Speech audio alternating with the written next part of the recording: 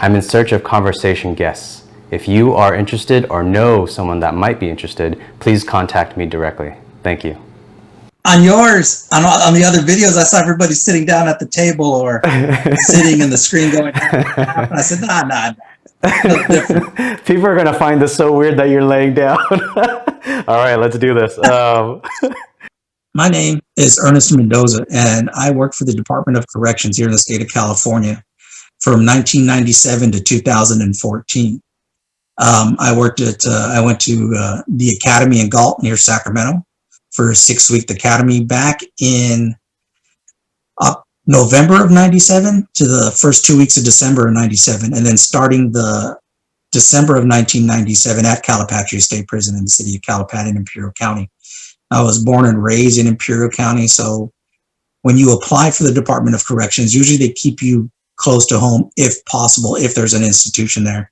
And especially since the area is kind of out in the sticks, they were definitely looking for people to work in that area because it was hard to keep people there. If they came from other big metropolitan areas, they kind of worked there until they got enough time, enough seniority that they could transfer out, and then transferred out to be where they wanted to be, which is, of course, close to home and close to where they had a lifestyle that they came from. So I started at Calipat in 97 till 2006. I took the sergeant's exam, scored first rank. Wasn't sure about promoting. I kind of started to do the interview process because people around me, the other officers that I work with, were talking about they were doing it. And the questions, I said, well, I want the experience of them going through the interview process, having them ask me questions of what I know and how that applies in a supervisory setting versus just as a correctional officer, just the doing part instead of the supervising part. So I started doing that. And the next thing you know, I started getting job offers. And I really hadn't expected to accept a promotion, but I did it anyway. So in 2006, I promoted to a sergeant, correctional sergeant at Richard J. Donovan Correctional Facility in San Diego County, San Diego, California, and worked there until my medical retirement due to several sustained on-duty injuries back in February of 2014. So, 8 years plus as an officer, 8 years plus as a correctional sergeant. Getting into the Department of Corrections was roughly a 1-year type of application. You applied, mailed in the paper application. It took them a while to receive all those applications, see who they would select. Then you had to go and take the written test. Once you passed that, you had to go to a physical evaluation and a medical. Once you were cleared with that, then you had to go through another interview process. And if you passed that, then you were actually slated to go to the academy and you were actually offered a position. So it took through all that to get the job of correctional officer for the state of California, for the California Department of Corrections.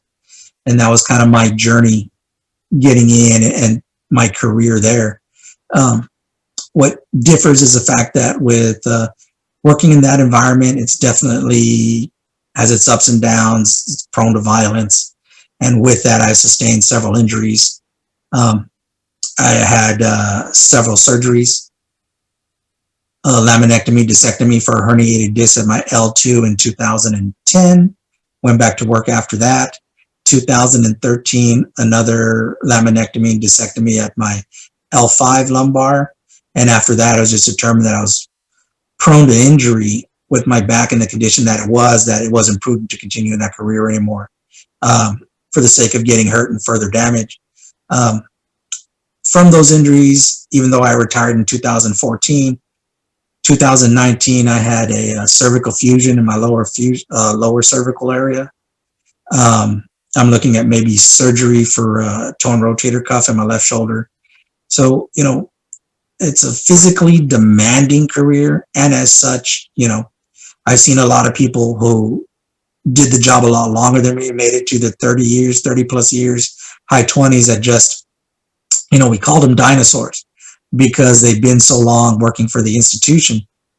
But you definitely saw the toll it took on the body. They lumbered like large dinosaurs. And that's just, the job, what it takes, And that's one of the things that they don't tell you about is that This is one of the job that not only do you give to it, it takes from you. You can, in your physical form, mentally. So definitely a interesting career for those who choose to go with it. Interesting career is a interesting word to use. Yeah. I think when you mentioned I forget, it was 6 years in, you said you started getting job applications. Was it 6 years in or 8 years in? Were you actively applying to other prisons, or did they find out about you because you were doing those? You said the way that you were training with questions for people. I'm not sure if I heard that correctly. Okay. So they did the sergeant's exam. It comes up every so many years for supervisors, sergeants, lieutenants, and such. So as an officer, eligible to take the sergeant's exam, since I had been in for X amount of years. So I took it because it was kind of the thing to do. Your co-workers were doing it, so you kind of followed suit, as well as you kind of wanted to test yourself as well. So I took it and I scored first rank. And in taking the test, you also have to mark down if you would take a permanent and stationary job, a limited term where you could do a year or two in a position, and then they would determine whether they would keep you or not. Permanent stationary means you just got the job right off the bat. And also what areas of the state you were willing to accept, because in this type of career, you go to where the jobs are. So, you've got different prisons throughout the state of California. You go to where that job is. So you got to, if you want to promote and promote as quickly as possible, you go to those vacancies. You're going to bounce around a lot throughout the state, going institution, trying to pick up those promotions. So after testing, scored first rank, I really wasn't interested in applying for the jobs, even though when you apply to take the test, you put in all that information of what type of job and where you're willing to work. So you would get job offers and I just wouldn't answer them or tell them like, no, I'm not interested. But then a lot of other coworkers were actively seeking to promote, and they were talking about the process of their interviews. And I said, well, that's very interesting. I think I'd like to get on that experience and go ahead and interview at some of these places to see what type of questions that they're asking, and just gain the experience. So in doing so, I was offered a job immediately at Norco State Prison at the end of the interview, which is unheard of, but it was for limited term. And I said, well, I'm sorry, I'm going to have to go ahead and pass, because limited term, I could come in here a year or two, and then you could end up not accepting me and then sending me back home. And then to get up and move and be here for a year or two is a big process. I don't want to do that if it's not just the job outright. So after receiving these applications from interviewing to get the process, I decided to go ahead and promote and accept one, which was at Donovan State Prison. Is there any regret, just kind of thinking back just on the career path of that, like should you have taken that Norco one, or any regrets on the path of career? No regrets, because you don't know. It's like choosing a career and taking a certain job. You have no idea what the other choices would have led you down. So you don't have, it's not like going to Costco electronics section and you're comparing TV to TV. All the information is in front of you, pixels, size. You can make a definite comparison. With the unknown, you have no direct comparison, so you don't know. Yeah. You assume, you would guess, but you don't know. Yeah. So in that, I'm happy with the choices that I make, because it's who I am. Yeah. And who I've become. So definitely glad that I did it. One of the negative things is that anytime you start a promotion, you're low man on the totem pole, your seniority starts over again in that position, in that category as sergeant. And if I had promoted from sergeant to lieutenant, I would have been the new booty and been a low man on the totem pole there, regardless of how many years I had as sergeant. And that's definitely one of the things that deters some people from promoting until the very end of their career, where, okay, I'm going to jump up. jump from officer to sergeant or from sergeant to lieutenant for that last year or two, so that when I retire, my retirement's going to be based on that higher salary. Yeah. So definitely I don't have any regrets because it put me out of the norm, out of what I was doing as an officer. So I had that experience to grow as an individual. Yeah. If someone was telling you that they're interested in becoming a prison guard, what suggestions or advice would you give them? And then would it matter if they're 18 years old, 22, 28, 32? As far as the age requirement, you have to be 21. Okay. And the reason being is that in the position in this law enforcement, you have to carry utilization of a firearm. So you have to meet the legal minimum.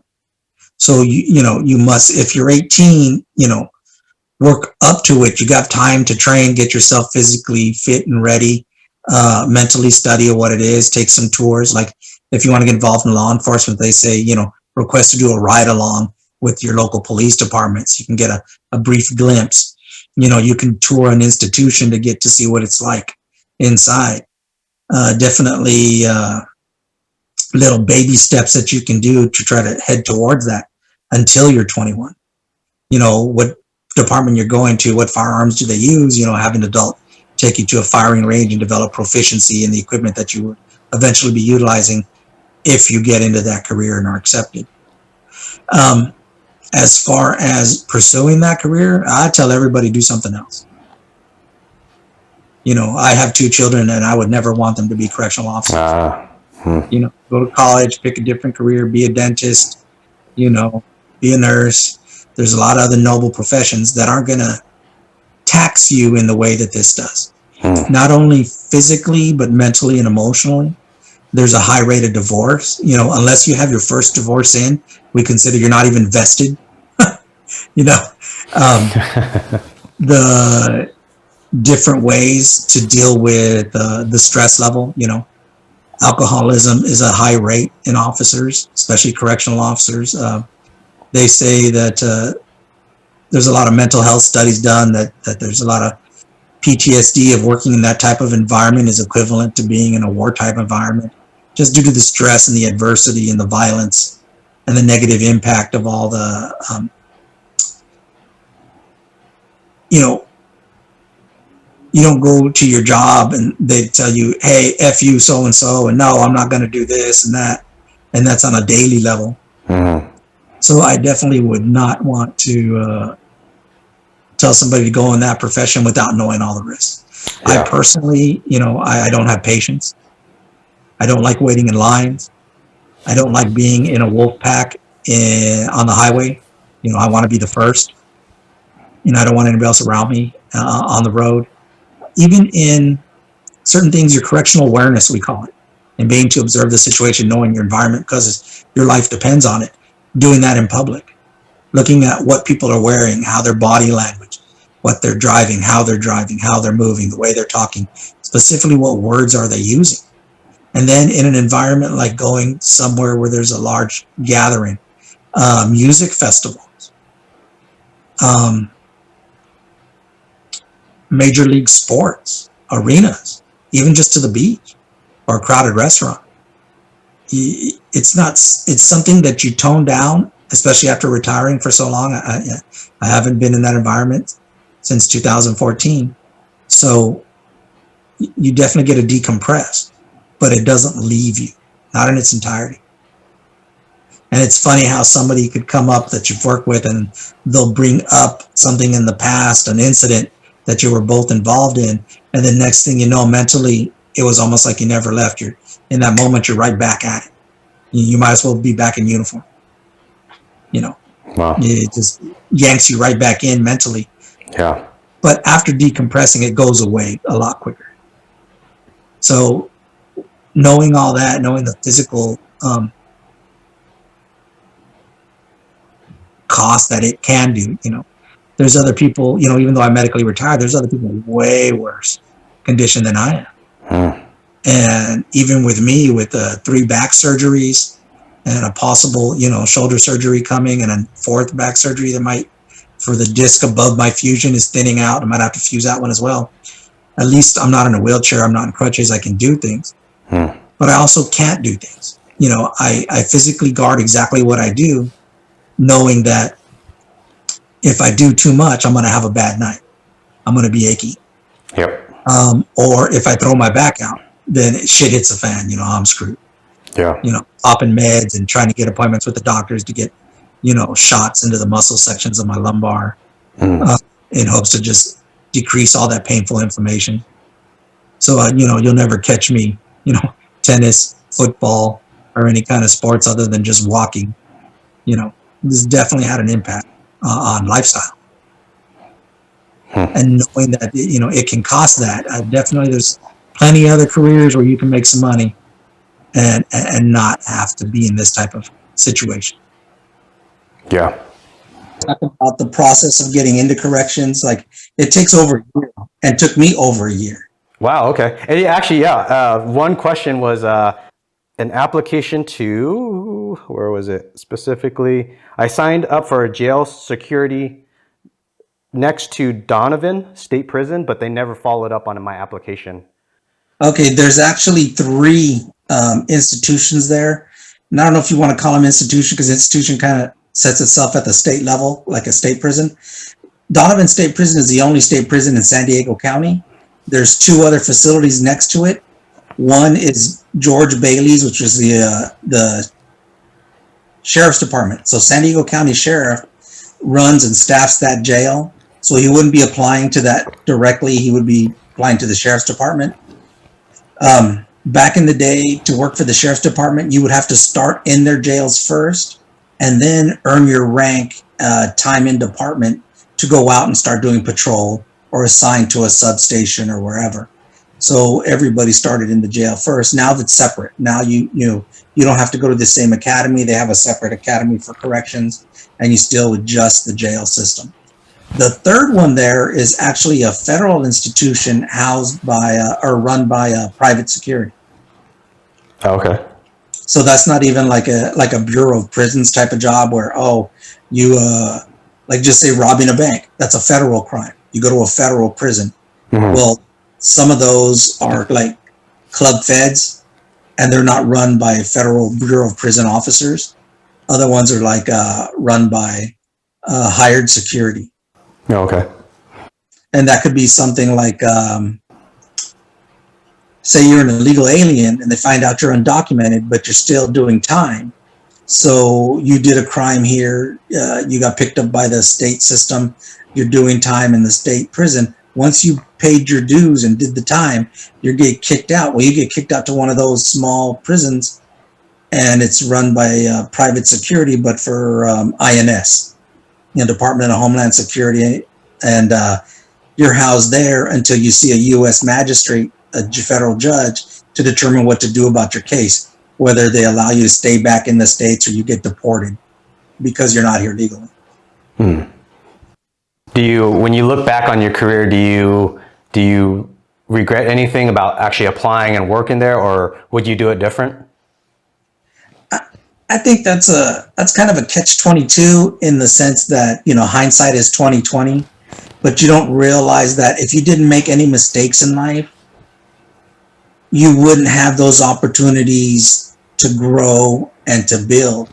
They say that, like life in a petri dish, if you didn't have pain as a stimulus poking at you, then how would you grow? How would you know to react or respond? Yeah. So same thing, like, if you married that one person and now you're divorced, would you have ever, hindsight's 20/20, would you have ever married her? And most people were like, oh yeah, I wouldn't, except in the part where they have kids. And they're like, no, because even though I went through what I went through, I wouldn't have my children, which I love. Yeah, totally. So it's one of those type of situations where, some people, they do want a do-over. Yeah. But by doing that do-over means erasing everything that's you and what you've done. Yeah. So how long ago did you work for the prison system? And then how long did you work for? I started in November 1st, 1997. Okay. I stayed at a friend's on Halloween night. We went out that night trick-or-treating with some of his little cousins, nieces and nephews. Mm-hmm. He took them out, and then that night We went out. Then that morning they took me to the airport, and I flew up to Sacramento. And then the prison system, the Department of Corrections, picked us up in a bus for those of us who were there and drove us to the Richard A. McGee training facility on November 1st. Was that a plan? Like, was it a plan thing? How long was the application up to that point where they picked you up? Okay, up to that point, it takes roughly a year. Oh, wow. I wanted to get into the department, and the fact that I wear glasses. I had that radiokeratotomy surgery done. That was popular before LASIK and laser surgery was done to correct your vision. As with anything military, law enforcement, you have to be in a certain physical condition. And some of that is basically eyesight. You have to have it well enough to perform the duties. Yeah. So I had LASIK done in 1995. It takes a whole year of quote unquote healing for your eyes to stabilize. So I had to wait till 96 to turn in my application. They go through the vetting process. You go and you take the test, see how you qualify, and then you have to go through medical. And in fact, in that year, they barely started the psychological evaluations, and I went through before they did that. So I was even quicker than the people after me. Wow. Do you remember the year process? Do you remember what was going through your mind just as in when you applied? So that you're saying 2 years ago or 2 years prior to the application? Yeah. Do you remember thinking, or why did you apply? Do you remember that? Here, growing up in Imperial County as a small agricultural community, there was only certain jobs that before, back in the day, our parents' age, you could work for a company your entire 30-year career and expect to get a pension, Social Security, and you're golden, making the right decisions and the hard work. Well, in this small town, there wasn't that many opportunities. So if you wanted to make money and find a job like that, you got a city job, or you got a county job, or IID, Imperial Irrigation District job. Those were like the big ones, and there was a lot of competition for those. Then because we're being so remote, the prisons came in and said, hey, we can bring a lot of business. It's kind of like dangling that golden carrot in front of certain types of not situations, but certain communities. Like, hey, we're going to bring money in, and we're going to have these hundreds of jobs, thousands of jobs, from the construction of the institutions to staffing the institutions. So, we're an economic boon for you guys if you don't vote us out, if you allow us to come and set up shop here in your county. So with that said, the county, of course, jumped at that opportunity, and next thing you know, the prison is here. So, graduating from high school, going to junior college, and then another thing is, my father was involved in law enforcement, 33 years, Imperial County Sheriff's Department. So it wasn't something that was different or foreign, a career in law enforcement.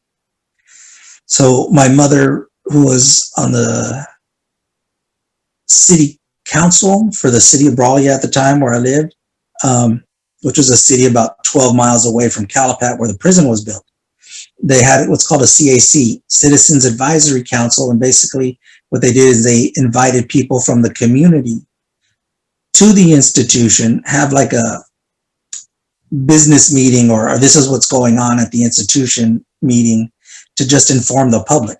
So then these Citizens Advisory Council, CAC members, then go back to the public and, talk about what it's like in the prison, because it's an enclosed system. What happens in there, people have an idea of, but unless you're actually in there, you don't really know the specific details. Mm-hmm. And with that, people started getting jobs there, and you start to hear the stories about what it's like. But the reality is you start to see about what people have, and that's what now that's an opportunity to work a job that had a higher paying salary that was normal for the area. Yeah. Next thing you know, there's a housing boom. They're building a large tract of McMansions. All this other stuff is going on. They're building bigger stores. Instead of a mom and pop store, Walmart's coming in. And all of that had to start from somewhere. It had to start from money. And that money growth came from the institutions. First, there was one prison. Several years later, they built another one about 20 miles away in the same county. And now you have double the amount of staffing, and now you have, more and more housing tracts being built up, property value going up, all because of the salaries. So that's kind of what perked my interest in the institutions. And then they talked about not only just the money, which you can just visually see in people, and the new cars and the houses that they're buying and the cars they're driving, but also benefits. That was a big thing about trying to land a government job here with the city, the county, or the irrigation district, was the fact that as long as you didn't get fired, you had health benefits. You're working towards a retirement. And the institution not only did they have that salary, had great benefits, health, dental, retirement, all of that.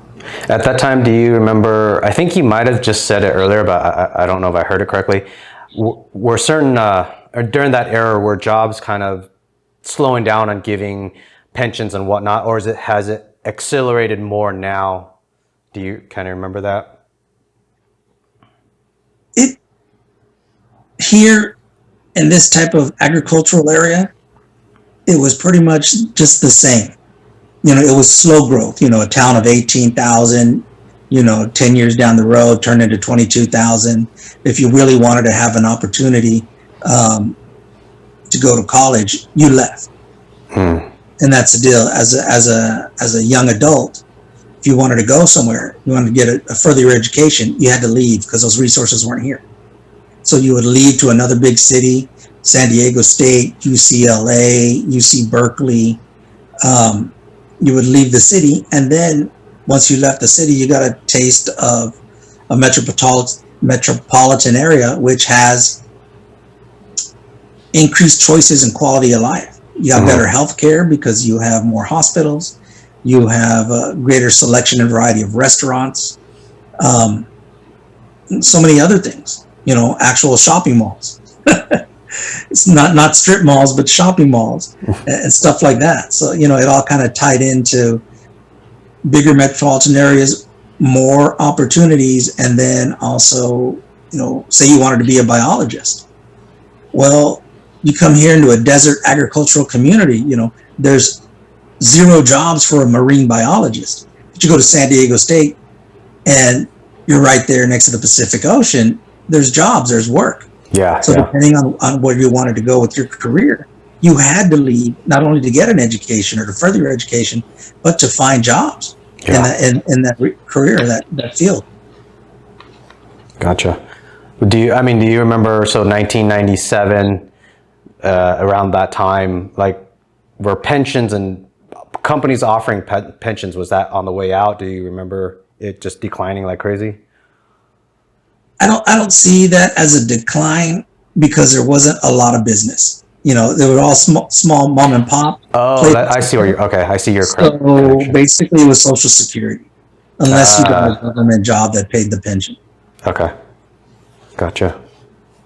So after 1997, once you got in, just describe your first day at work and how it all started. Okay, so I remember my first day at work when we first got there. We went through the academy, got that type of training. It was 6 weeks long, came back down, started at our institutions. My first day, we weren't set into a specific job. Like some of the jobs is you're there 5 days a week for that same time frame. And then they have other positions where when you're brand new, you have to do a 2-year apprenticeship program. And for those 2 years, every 7 to 9 months, depending, you got shifted around. You had to work every shift, which was second watch was from 0600 to 1400, 6 to 2. And within that, they also had a 08 to 16, 8 to 4, and maybe like a 7:30 to 3:30 in certain specific type of job. But that morning shift, second watch. Then you also had to work third watch, which was roughly 2 p.m. to 10 p.m. And then first watch, which was 10 o'clock to 6 in the morning. So you had to do 7 to 9 months in each one of those to kind of get your feet wet into starting the job and all the different shifts. Then within that, you also had to do, which was a relief position, where it was holiday relief, where whoever signed up for a holiday, you worked behind them and worked their specific job for a day while they took that holiday.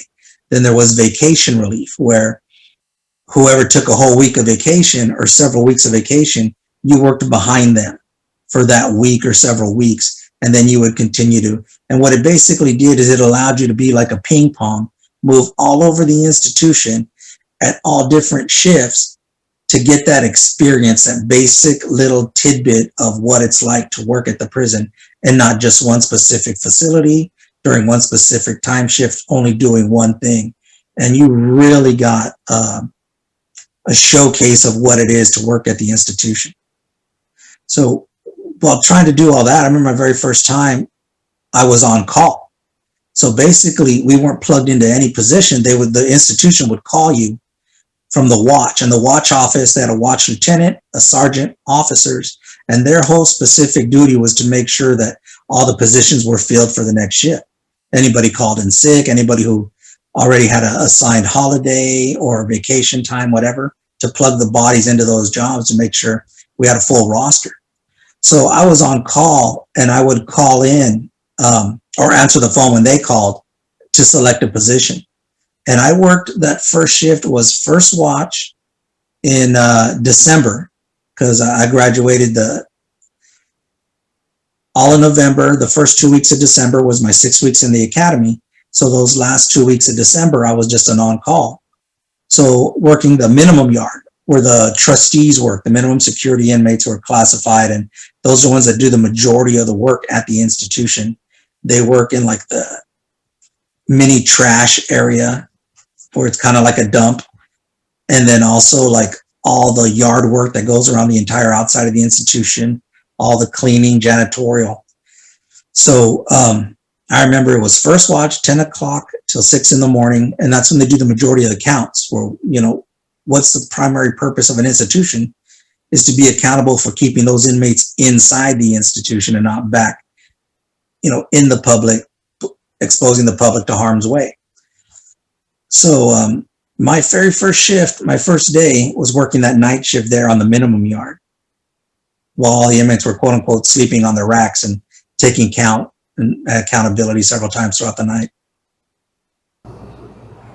Was did the training kind of get you prepared, or did you feel once you got to your first few days of work, there's a little bit of shock of what you saw or anything?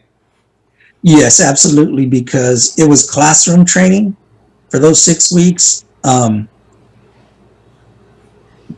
there's definitely a difference between learning how to do something and then going out and doing it.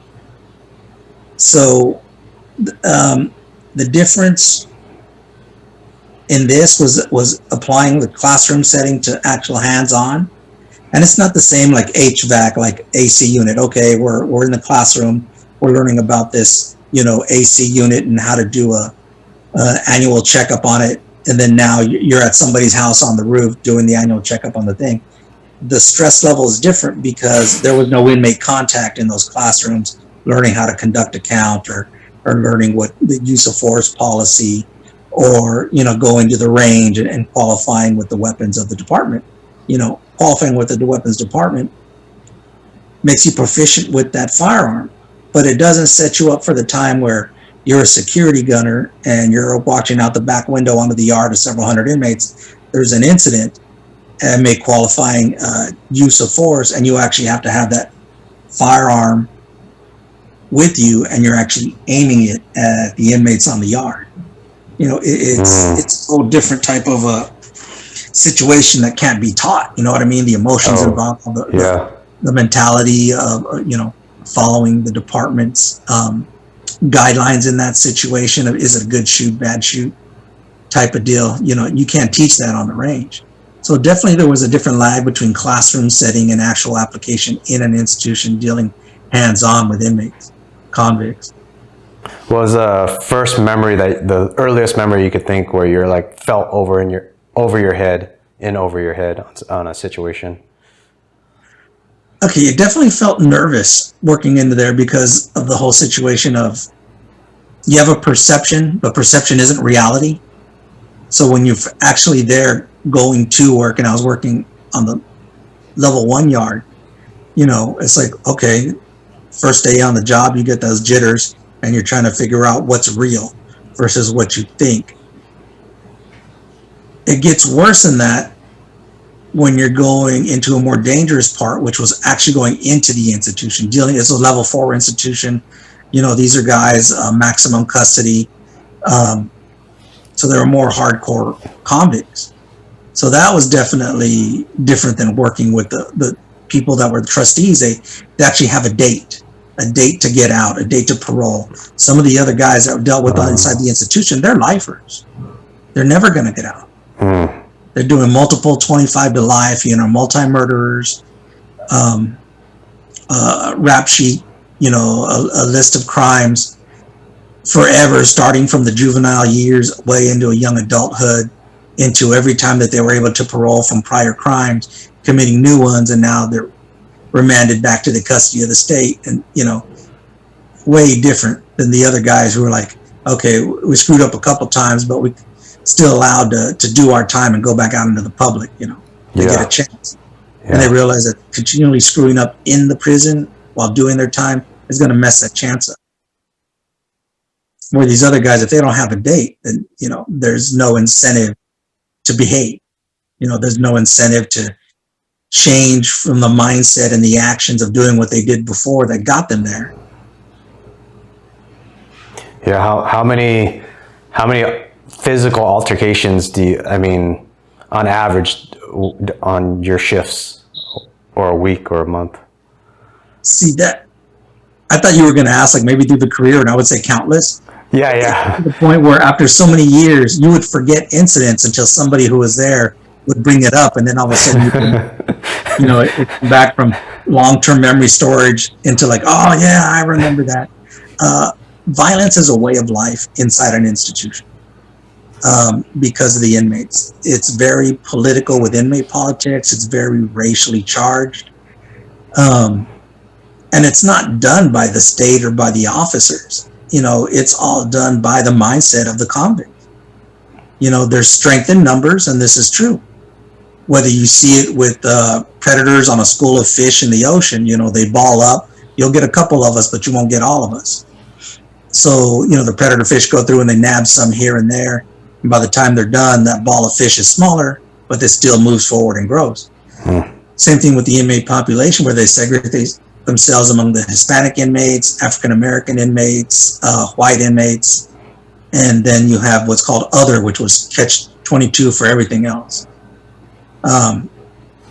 So in order to keep their numbers up, they were very segregated amongst themselves. Even if on the streets, as a Southern Hispanic inmates, if they had an issue or a problem gang to gang, that got squashed. It's like, no, now you're just a Sereno. You represent all of Southern California. Sereno 13 for South, 14 for Norteños and North. And you're now just a single soldier, part of a bigger group, a bigger army of convicts. And so all that other petty stuff from the streets, that doesn't apply in here, because it's not about one gang versus another gang. Now it's about ethnicity versus ethnicity by the inmate population, Yeah. So, do you see is there a level of respect between inmates and prison guards, or is there none at all, or do they recognize the face and say they recognize you, and maybe certain people, maybe certain prisoners like you and certain don't? Do you have like any stories of that? I believe that in order for it to function, there has to be a basic level of respect. And you can see that where if you have an officer that goes in, whether he's just new and he's trying to make a name for himself by being a Billy badass, or if he's been there for a while and just has a bad attitude, you reap what you sow as a human being. So you got guys in there with a bad attitude, and of course that kind of escalates any negative situation. And then if you have a rapport with the inmates, respect begets respect. It makes things go by on a day-to-day basis a little bit smoother. So the respect is there until it's not there. And in that type of situation, it depends on what did you do by calling somebody out their name or just having a bad attitude and just coming across as rough. Then, of course, the inmate could feel convict disrespected. And then it just starts escalating from there up and up until, it gets to action. And then there could also be inmate politics involved where an inmate wants to get off the yard. He feels he's in danger. He has too much drug debt. And he may just view as assaulting an officer an opportunity to get rolled up, put into administrative segregation where he's in a single cell by himself where the inmates can't touch him. If he comes out from his cell to go take a shower, go out to the yard, go to his job, he's going to have contact with, tens of other inmates to hundreds of other inmates. So the opportunity to be assaulted is there. So there's situations where, well, if I jump another inmate as a convict, I'm going to have to face those consequences. And I could be retaliated against because it wasn't sanctioned. But if I jump on a cop and just start fighting with a cop, then that's personal. And it's just me as a convict versus the cop. And then I'll go and I'll get a charge put against me and I'll go to administrative segregation. But at least that takes me out of the situation from any inmate politics or access to be assaulted, by other inmates to get stabbed because of my drug debt or because of any other situation. Like he may have been giving information, snitching, quote unquote. So, there's other situations where it's not even about respect with the individual. It's just a bad day that day. You could have had a normal rapport with this inmate. He gets some bad news. He's upset that he's in prison and can't deal with his family. His old lady said, I've had enough. He finds out that she's got a Sancho. She's seen a guy on the outside, and maybe either he finds that out or now she wants a divorce. He's having a bad day and he's just looking to act out. And, this could be someone you had a regular rapport with beforehand up until that point. Or that inmate there could have been an issue that an officer had problems with somebody who's up in the higher ranks of the politics and the prison gangs. And then now they've targeted him for assault. And so they tell the other inmates, the younger soldiers, hey, you got to go hit that guy. You got to go attack officer so-and-so. And, it's not an issue of respect between the inmates and the officers. It's just, it's an assault. Yeah. And if you fail to answer the call as an inmate to go do the assault, if you fail to do what you're told, you'll get disciplined by being assaulted yourself. Yeah. So, on a day-to-day issue, dealing with somebody, and having that rapport and respect goes a long way. But there are going to be other days with the bad roll of the dice that, that's not even a factor anymore. It's just violence of the system. Is prison riots common, not common? What's your experience with that? It depends on why. They're not common in the sense that they don't happen every day. And one of the things that stops that is the lockdown and the way that they're handled by the administration, whether they give them full program right afterwards so that they can go ahead and if they feel that there's nothing going to happen to them for having a riot, then they'll just keep going. Or if they're locked down for a period of time, then they don't have access to have a riot because they're all in their cells. Yeah. So traditionally, it's not something that happens all the time unless it didn't get dealt with. Say there was an issue of inmates are supposed to only buy drugs from their own race. They don't adhere to that policy. A drug user needs his issue and he's going to go to wherever he can get it. And of course, a drug vendor is going to sell it to whoever wants to buy it. So if you're a Hispanic inmate and you're told to only sell drugs to Hispanics, and you sell it to African American inmates or white inmates, you're just trying to make a profit on your goods.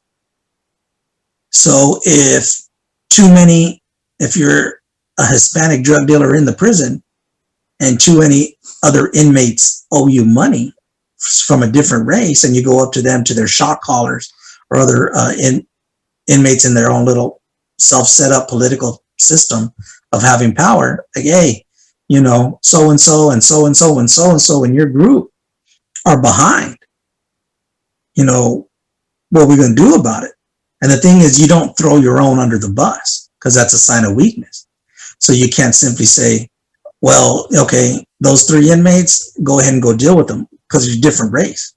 That's considered disrespectful, so they don't allow it. So then now you have the up and ups of both races. Say there were 3 white inmates behind on their drug payments to the Hispanic inmates. He tells his so-and-so up the chain. They go talk to the other white inmates that have influence. And then they decide either they together pull the money and pay for those 3 guys and then let the white inmates discipline their own. Or it could turn into a riot. The white inmates could say, hey, you know what, dude? We don't give a shit. F you. And if they can't pay, they can't pay. But if you try to touch them, hey, that's one race on another race. Don't expect us to not do nothing about it. And then at that point, then it becomes a challenge. Oh, well, if we let them get away with it and not pay, everybody else is going to think they don't have to pay. So now it's a sign of weakness. What are we going to do? And then that right there starts the riot. Yeah. But they'll wait. It doesn't happen in a split moment. They prepare. And then you can sense that the inmates are kind of nervous. The patterns are different, the way they walk, the way they talk, the way they dress. And then you can see it, and then it happens. Usually they don't wait for a one-on-one situation. They'll wait till they're at yard and they can get up in groups. And then in the yard, they even segregate themselves to the different tables. That's like a concrete picnic table with bench seating. And that'll be, okay, that particular area of the yard is for the white inmates. That's the Mexican inmates or the Hispanic Southern inmates on that side. You have the African-American inmates over there. And that's their general area. Then you'll see them collect up and then start gathering and then moving. And then you can just see them, like in the classic sense of 2 armies go into battle, and you can see them moving towards each other. And then it just kicks off. They start running at each other, and it happens. God damn. How many, out of your career, how many riots have you been present for? See, when you go to work, every day is unique. When you go in and you start and you're young, like I started at 25 years old, you kind of want to make your bones for you're looking for action. You want to make your bones, and you're young. I started at 25. You're looking for the action because you want to be a part of it. You want to develop your reputation that you handle business. So, and then as you go later on in your career, you're kind of looking for an easy day is a good day as you get older and wiser. Yeah. But during all that time, it's like every day happens so fast, and there's so many all linked up, 365 days equal 1 year, that you kind of forget some of the stuff. I would have to say major riots.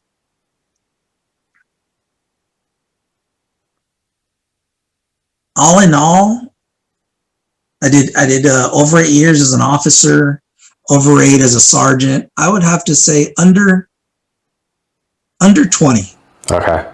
But then there are probably like smaller, well, there's probably smaller incidents where that goes into the countless numbers, I'm guessing. Yes. Yeah. Yeah. Say an inmate who refuses to take his handcuffs off from an officer, and he goes into the cell and refuses to give the handcuffs up. From, just a one-on-one fight within the same race. It's not a big racial conflict. A cell fight, from, say, one Hispanic inmate or any racial inmate owes money within the same race. So they do an assault on him for not paying this drug debt, whether a one-on-one or two-on-one. So, I mean, there's countless other times where there's a lot of violence, a lot of incidents, where it's not a big riot per se. Yeah, yeah. When you said drugs, what type of drugs are they dealing? Is there? I'm assuming that both sides. There's stuff like cigarettes. Is that? Are they allowed that? And then there's a harder stuff that they're not allowed, and they still do it. You know, if there were addicts on the outside, they're addicts on the inside. That doesn't stop. It's a life choice. A lot of times, the major drugs were heroin. You know, their visitors would try to sneak in heroin, marijuana. And the thing about tobacco is that they used to be able to buy it in the canteen, you know, depending on their work classification and how much money they would get or how much money their families and friends would send into them. Once a month, they'd go for a certain amount and were able to buy stuff out of the canteen, which is like, you know, toothpaste, toothbrushes, shampoo, conditioner, soap, undershirts, and also cans of raw tobacco and rolling papers. They took out, and I think this was due to the cost of healthcare. They took that out from canteen where they were no longer able to buy tobacco because it was proven to be cancerous health risk. They took out weightlifting and built little mini circuit training for that was more cardio. Because if you go in there and you're trying to lift weights to be big and bulky and you don't know what you're doing and you're swaying the weight instead of having proper form, you're prone to injury. Interesting. And the other. And now I thought you were going to say they prevented guys from getting ripped because they don't want, like, if they get in a fight, they're going to do more damage if they're ripped than if they're just cardio guys. Yeah, no, it actually all boils anything in government, whether what department it is or anything else, it's all about money. Yeah, yeah. You know, budgets, budgets this, budgets that, everything boils down to money. Whether it's a law enforcement, fire department, health, ambulance service, street repair, everything and anything about government is just the management of finance, where to put those dollars at work. And that's what it boiled down to is the cost of injury. So they stopped that, they stopped selling tobacco. And when that happened, I think tobacco was the most addictive substance as far as a drug in the institution. Oh, man. So that took over as the drug of choice. Wow. That's the most smuggled, and the cost of, in the institution is tobacco now versus the other drugs like heroin, marijuana. So say whether it be heroin, tobacco, or marijuana, how often is it caught on someone? And would it from the outside world, if someone's looking at, if someone that doesn't know prisons at all, and they think, well, if that stuff is illegal, why is it even in there? If they think maybe the prison isn't locked down or the procedures to keep those illegal drugs out, how would you respond to that? There are procedures, but like anything, nothing's 100%. Say back when we had in-room dining at restaurants, how do you prevent the spread of COVID? I mean, they could set up tables 20 feet away from each other. They could have had you come in, go to a room, strip all the way out, spray all your belongings and yourself with a mist of alcohol, and then have you breathe with like a respirator while in the restaurant. Yeah. But that's very far-fetching. Yeah. That's very invasive, very far-fetching. The cost of putting those procedures into effect versus what you're really stopping as far as the spread of,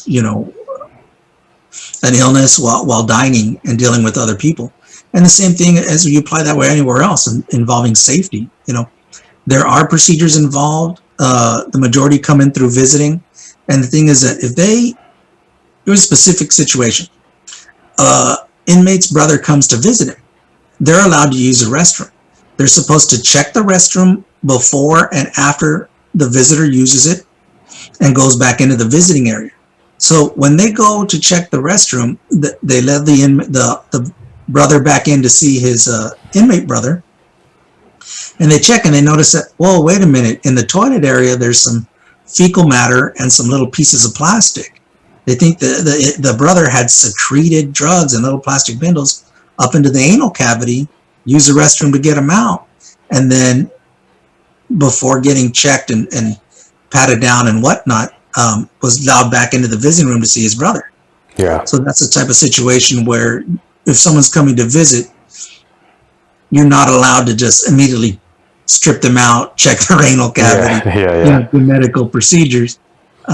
It's too invasive, and there's a considered a basic right to privacy, even in those type of situations where it is a prison. Yeah. Was there ever any racial issues at you, like say a white prisoner saying, "Hey, you're Hispanic," whatever the issue thing that they may dislike you, or even Hispanic on Hispanic, or any? Have you encountered the racial thing? No, not really. As a Hispanic officer in the prison, there was a situation where I was with another officer. We're monitoring the yard, and there were these. What were they playing? Handball. They were on the handball court. Anglo inmates, and the officer that I'm walking with is African American, and one of them said the N-word. Like, hey, something N-word, this or that. And so my partner on the yard heard him, like, excuse me, let me talk to you for a minute, guy. You got something to say to me? Were you directing something towards me, this, that, and the other? So are they very racially divisive? Yes. Are they very racially critical? Yeah, that too. A lot of the white inmates are there because of their gangs are based upon white supremacy, the premise of. So there is a lot of racial overtones in a lot of the things that happen in the institution, especially dealing with the white inmate. Do you see more racial things or addictions or just violence? Yeah, if you had to say the prisons, what's a heavier amount? People are in there for violence, for drugs, for what? Oh, for their incarceration? Well, say their incarceration was violence, but it could have been racially themed. So is there, I don't know if there's a way to kind of guess on how many people, how much is racism, how much is just addiction to drugs, how much is violence? That's type of question where it's actually all encompassing. You can't rob a bank usually without successfully rob a bank without some violence. Yeah, true. And especially if you're part of a gang who does it and you're robbing liquor stores and this and that, it all ties into each other. Also the use of alcohol, the use of drugs. If you look at the inmates, we call it a C file for central file, and it shows all their rap sheet of everything. It's all inclusive. It's like you don't make soup with just water. It's got to have other ingredients, and together, then it makes pho. Yeah. To get the number 2 with everything in it, with the noodles, the pho. You got it all, right? You got your beet sprouts, you got your jalapeno slices, get your hoisin sauce, sriracha. You got, all of it together then makes the pho. Yeah. And it's the same thing with the people incarcerated. They're not in there very rarely are they in there for just one thing. Like there was an inmate who was a clerk on Alpha facility back at Calipatria. He came home to find his wife cheating with another woman. And in that, he had just got so enraged, it was a crime of passion. He went and he got a rifle and he shot them both. So now, it's murder, but he wasn't gang banging. He wasn't attempting to steal anything. He didn't have a lifelong history of violent criminal behavior while you liked, drug use. Wow. It was just a crime of passion. They're a small handful, but they're not the norm. They're not the majority. And then as far as racial, we got a lot of inmates from the LA area, the African-American Bloods and Crips. So while they would defend their set and gangbang against each other, Same thing with the Hispanic inmates, one Hispanic gang versus the other gang, violence. But it was the majority of racial violence came from the Anglo inmates, the white inmates. Your 88, 8 letter of the alphabet is H. HH is Heil Hitler, and the white supremacists, where they didn't really commit crimes against each other. It was just crimes against other races, and those were the most racial. What were some of the toughest moments as being a prison guard for you? I believe the toughest moments would have to be the most violent, and especially in those was the ones that was violence directed towards staff. Responding to staff assaults, being in a situation where it's you yourself that's being assaulted. So I think that the toughest moments physically and emotionally had to be the ones involving, the violence with staff. Then there's other ones where there was an escape from the minimum facility, a white inmate owed drug debt, family disowned him. He saw no means of paying that debt back, didn't know who, what, when, where, how he was going to solve this issue. So right when they called him in from night yard, he waited outside. He had a blanket. He threw it over the concertina razor ribbon on top of the fence, jumped the fence and ran. Because he just didn't see an answer. Owed money, didn't know where he was going to get the money, knew he would have to get answer for it, and felt he didn't have any options. Had no family, had no friends to go to, so he took off. So he threw the blanket over the razor ribbon and ran it off into some fields, and it took a couple days to find the guy. They found him just chewed up and eaten by mosquitoes near some wetlands inside an old abandoned truck. So that day, after my shift, which was third watch, 2 to 10 p.m., it was a 9:30 count. He didn't get, counted, so that we knew he was missing. I ended up working till the morning, almost to 2. It was like a 22-hour shift. Oh, jeez. So being out there, being on duty, still having to be alert, and with that adrenaline going in your mind, working and processing, it's a different level of stress, working 22 hours, 20 minutes, or 22 hour, 30 minutes, somewhere around there was the full day, because as soon as we went out on patrol and looking for them and then came back to the institution, we still had to do our reports. The day didn't end until we had our reports turned in. So from start to finish, that was a real long day. And then having to let them know, the institution, I'm due back on duty in 2 hours. That's not legally possible. So, you're going to have to cover someone behind my shift. Mm-hmm. And then just go home, shower, because you're filthy. You've been in a prison for that long, and you just exhausted, a certain level of tired. And you just want to be clean, and you just want to sleep. And then there's another situation where I was a yard gunner at the time, and we had an incident go down on the other side of the yard that was fenced off. It was a 2-on-1, 2 inmates on another inmate. They're assaulting him. He's defending himself until he falls. Then he goes into a prone position. You have one inmate kicking him about the head and upper torso, the other inmate kicking him about the legs. He goes into the fetal position, and he tries to cover his head to protect himself. Now, then he kind of moves away, and he's just getting kicked. Therein opens within our department the possibility of great bodily injury, and only under certain conditions are we allowed to utilize lethal force. So now we have a inmate, and part of the job is actually protect human life, even though they're all inmates. Our job is still to stop them from hurting or killing each other. So I have my state issued firearm, which is a Ruger Mini 14 chambered in .223 caliber. So I'm actually take aim and called racking a round. We actually load a round into the chamber. And I got my finger on the trigger, and I'm looking down the open sights at the inmate that's kicking it. And I'm using breathing control, inhale, exhale, hold it, take aim. And then the sight alignment changed. The picture changed way at the end. And I'm looking, wait, there's color now. What happened?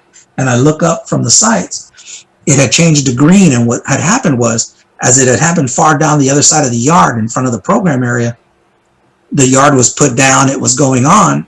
Other staff responded. And what changed the color was the color of our uniforms, which were green, olive drab, OD green jumpsuits. Oh, shit. So now they all came, responded from a gate behind the inmates. And so now they were in the shot. So I no longer felt safe shooting because now I have officers running up behind those inmates and they're actually in the line of fire. So they were able to get there and quell the incident and such. But I mean, when you're there and in the moment and you're about to shoot, there's a lot of things going on with you mentally, emotionally. So that's a different type of trying day as well. So definitely a lot of stuff. Other times when you're responding to a staff assault, these two inmates assaulted two officers during the same shift on the same facility where I was. There were two buildings over, and one was a female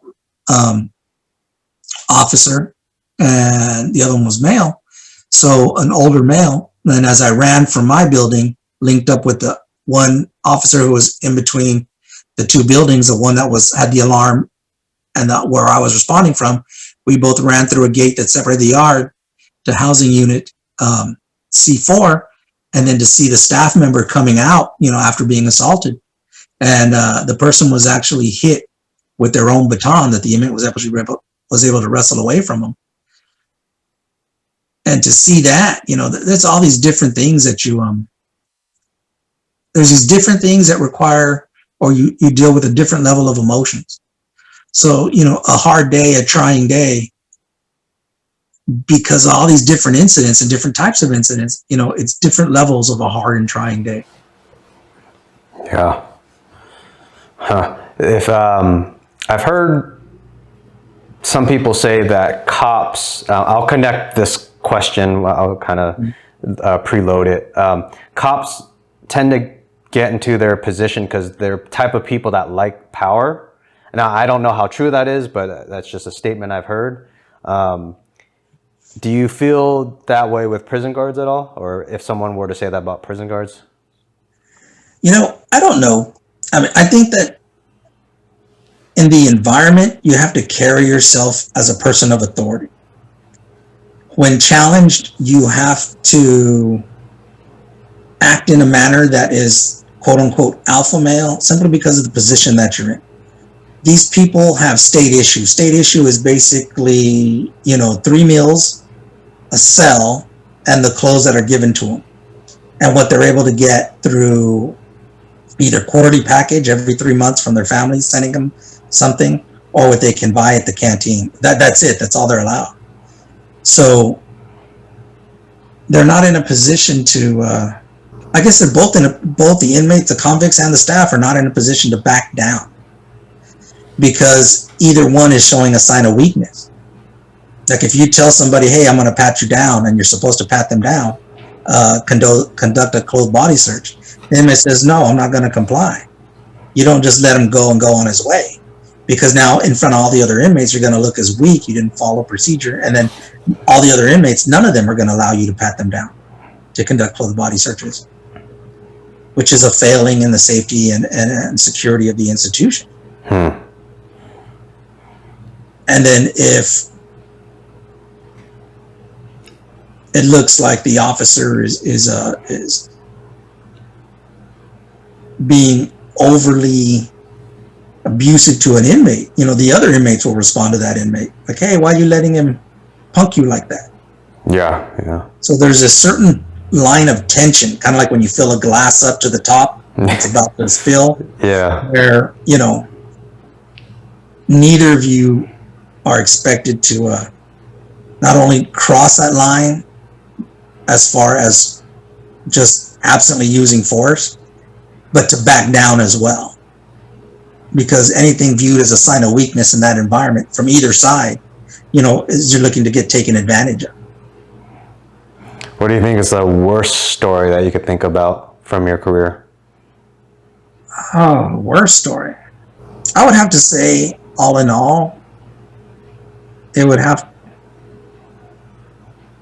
to be the staff assaults, and it has to be there's two different kinds. There's gassings, where the inmate gasses the officer, where he puts, and most traditionally they'll take from their breakfast a little milk carton like you would get back in elementary school, fill it with urine, feces, blood, especially if the inmate knows he has a infectious disease. Oh. It's not just that material in and of itself is nasty, carries a lot of bacteria, and then tries to throw it through the door, either if it's perforated or if it's a solid door, through the side of the door, and gas the officer and try to get them with that material, feces, urine, spit, saliva, blood. That's a certain level of a disgust, to be in. And then there's the other one where it's just physical violence, like seeing that officer who was beaten. Now, those are definitely tough days. There was a situation where there was a large staff assault on this facility where I worked after my shift. During my shift, the yard is out and you have multiple inmates, hundreds of inmates out on the yard split in half, and you have one building utilizing yard, another building on the other side. So 2:00, I go home. Next thing I know, yard goes in at like 3:15, 3:30, and before 3, there was a huge staff assault. So I hear about it, and then turns out that a lot of that staff were injured so bad that they had to go to the local hospital in town. And I was involved with the union at the time, and I actually went to that hospital to check on the staff, and kind of let the other people know in the union of what had happened and what's going on. There was an officer whose mom is a nurse, and he was actually stabbed in the head, and you do a lot of superficial bleeding in the head, and he was just covered in blood. And this is what I had seen over at the hospital. So I go in there, and I grow up with the guy, I went to school with him, even though he was a couple years, above me in grade and age. So his mom was on duty at the hospital. She comes in, and I see him. He's like, "Yeah, I'm all right. I'm okay. His mom comes in, sees him, immediately goes out the room, and she's crying. And he's right there, and he's like, "Ernie, is my mom crying?" And I was like, "Yeah." And so not only did the guy have to deal with the fact that he was assaulted at work and hurt at work, because of his job choice and the situation, his mom is now, even though he's okay, outside in the hallway, outside his room, bawling. Yeah. So it's not just, it's physical and emotional in that type of job. And then the only reason that the violence stopped was because we had an officer that transferred from another institution, was in the control booth, actually shot and killed one of the inmates. And that was the final thing that quelled everything. And he didn't know that inmate had died. So I'm over there trying to protect his rights as for the union. And I'm talking to the guy, and he's kind of out of it, and he's getting checked. He's got, things going on. I don't want to get involved with his health situation, HIPAA laws and all that now. So he didn't know that the inmate had passed. And so when he started hearing us talk about it, he's like, "Oh, the inmate died?" And I was like, "Yeah, the inmate died." And you can just see his facial expressions went blank, and he just went flat. And he was, dealing with the process of the fact that, he did his job, he did it well, and it was what was needed, but it didn't take a life. Yeah. Even though it was on duty, he killed somebody. And to see how that was going through, how he was dealing with that, even though he was dealing with his own medical issues at the hospital. Yeah. So that could be one of the worst times, is not only just a staff assault, but a staff assault at such a level that you had multiple staff hurt. You work with these people, you become like friends, and some like family. And how do you feel when you see a family member hurt?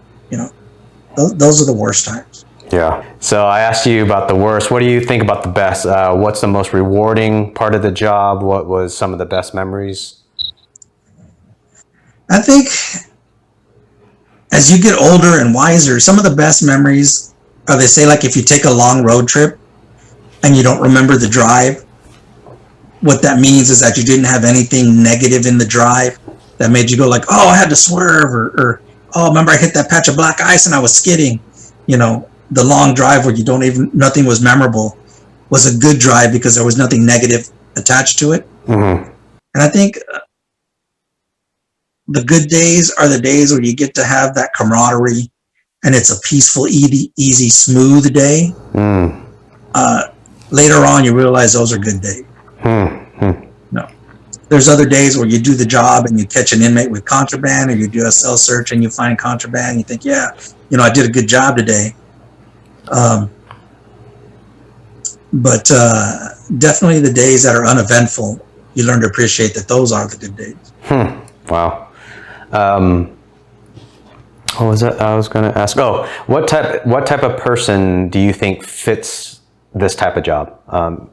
Their personalities, if you had to describe, maybe even on the other side, what type of people should not apply to work in this job also? I've had the opportunity to work with a lot of different type of people. I've worked at 2 institutions. The custody level, or the amount of custody staff from officers, sergeants, lieutenants, captains, is over 1,000 at each, in order to man the facility 24 hours a day, 7 days a week, 365 days a year. And, there's all different types. As long as you physically make it in and go through the academy and show proficiency in doing the basic duties, there's almost any type of person can come in and work. There's certain situations that I think different people bring a different perspective to.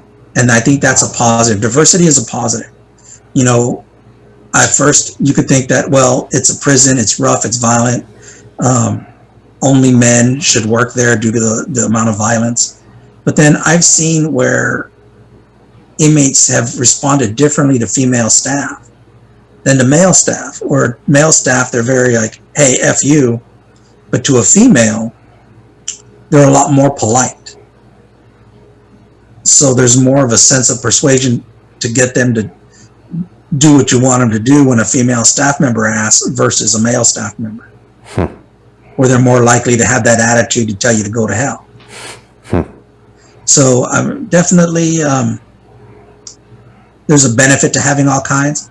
I've worked with staff who I felt was a bit too lenient. They were a bit too friendly.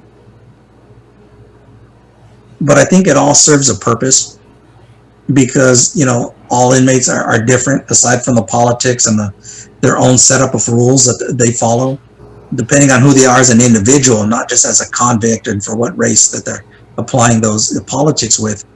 And they'll strike a chord with different individuals.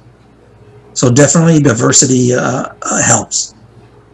And I think what it boils down to, as long as you perform the duties, and as long as you don't shy away from performing your duties, because I've seen that as well from people that were just too scared to pull a trigger or when it was necessary, or got too buddy with the inmates, would allow them to keep contraband that they shouldn't have, this and the other, hoping that the inmates will show favoritism when it comes to following the rules.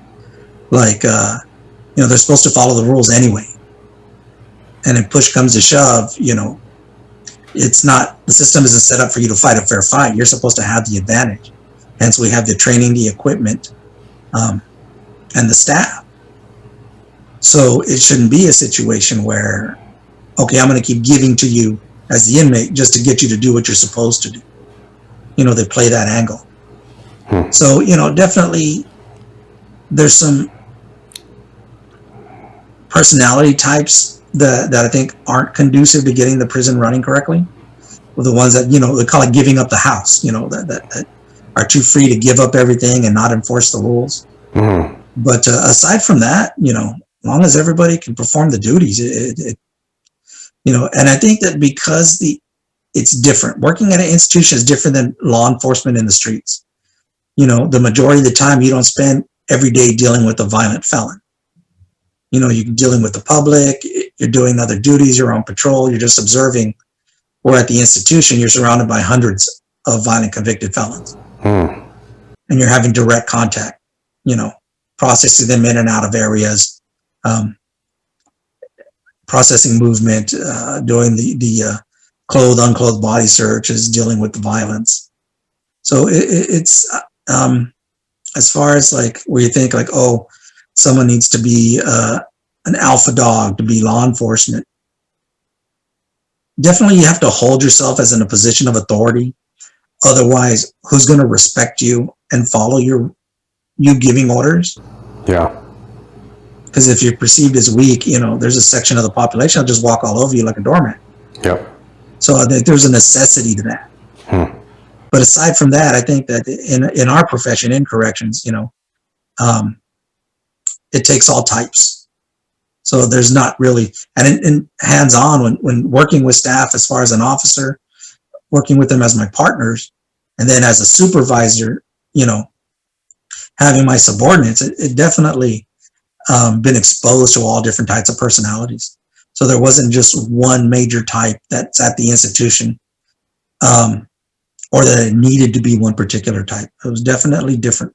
And I don't know if that transposes what happens in the outside world with regular law enforcement. When you say that that females, the presence of a female officer, the inmates get maybe a little bit more nicer, is it also way more dangerous for a female officer at all? Or how would you view that? A man is a man is a man. We all make our life choices, whether it's to, join a gang or not join a gang. So you still have to understand that even though you label somebody because what they fit in that meaning as an inmate or a convict, it's a male institution, so they're still men, So in that aspect, they don't really come across unless, and it's interesting because there's a certain general truth to it, unless they have a R suffix, which is R for like rapists. So unless they're somebody that have a problem with women off the bat, like someone who's doing serving time as a rapist, already has an issue with women, and then now you have a person who's a woman in authority, I've seen them act differently to female staff, like already had an issue, chip on the shoulder off the bat. But I think that's specific to those type of inmates.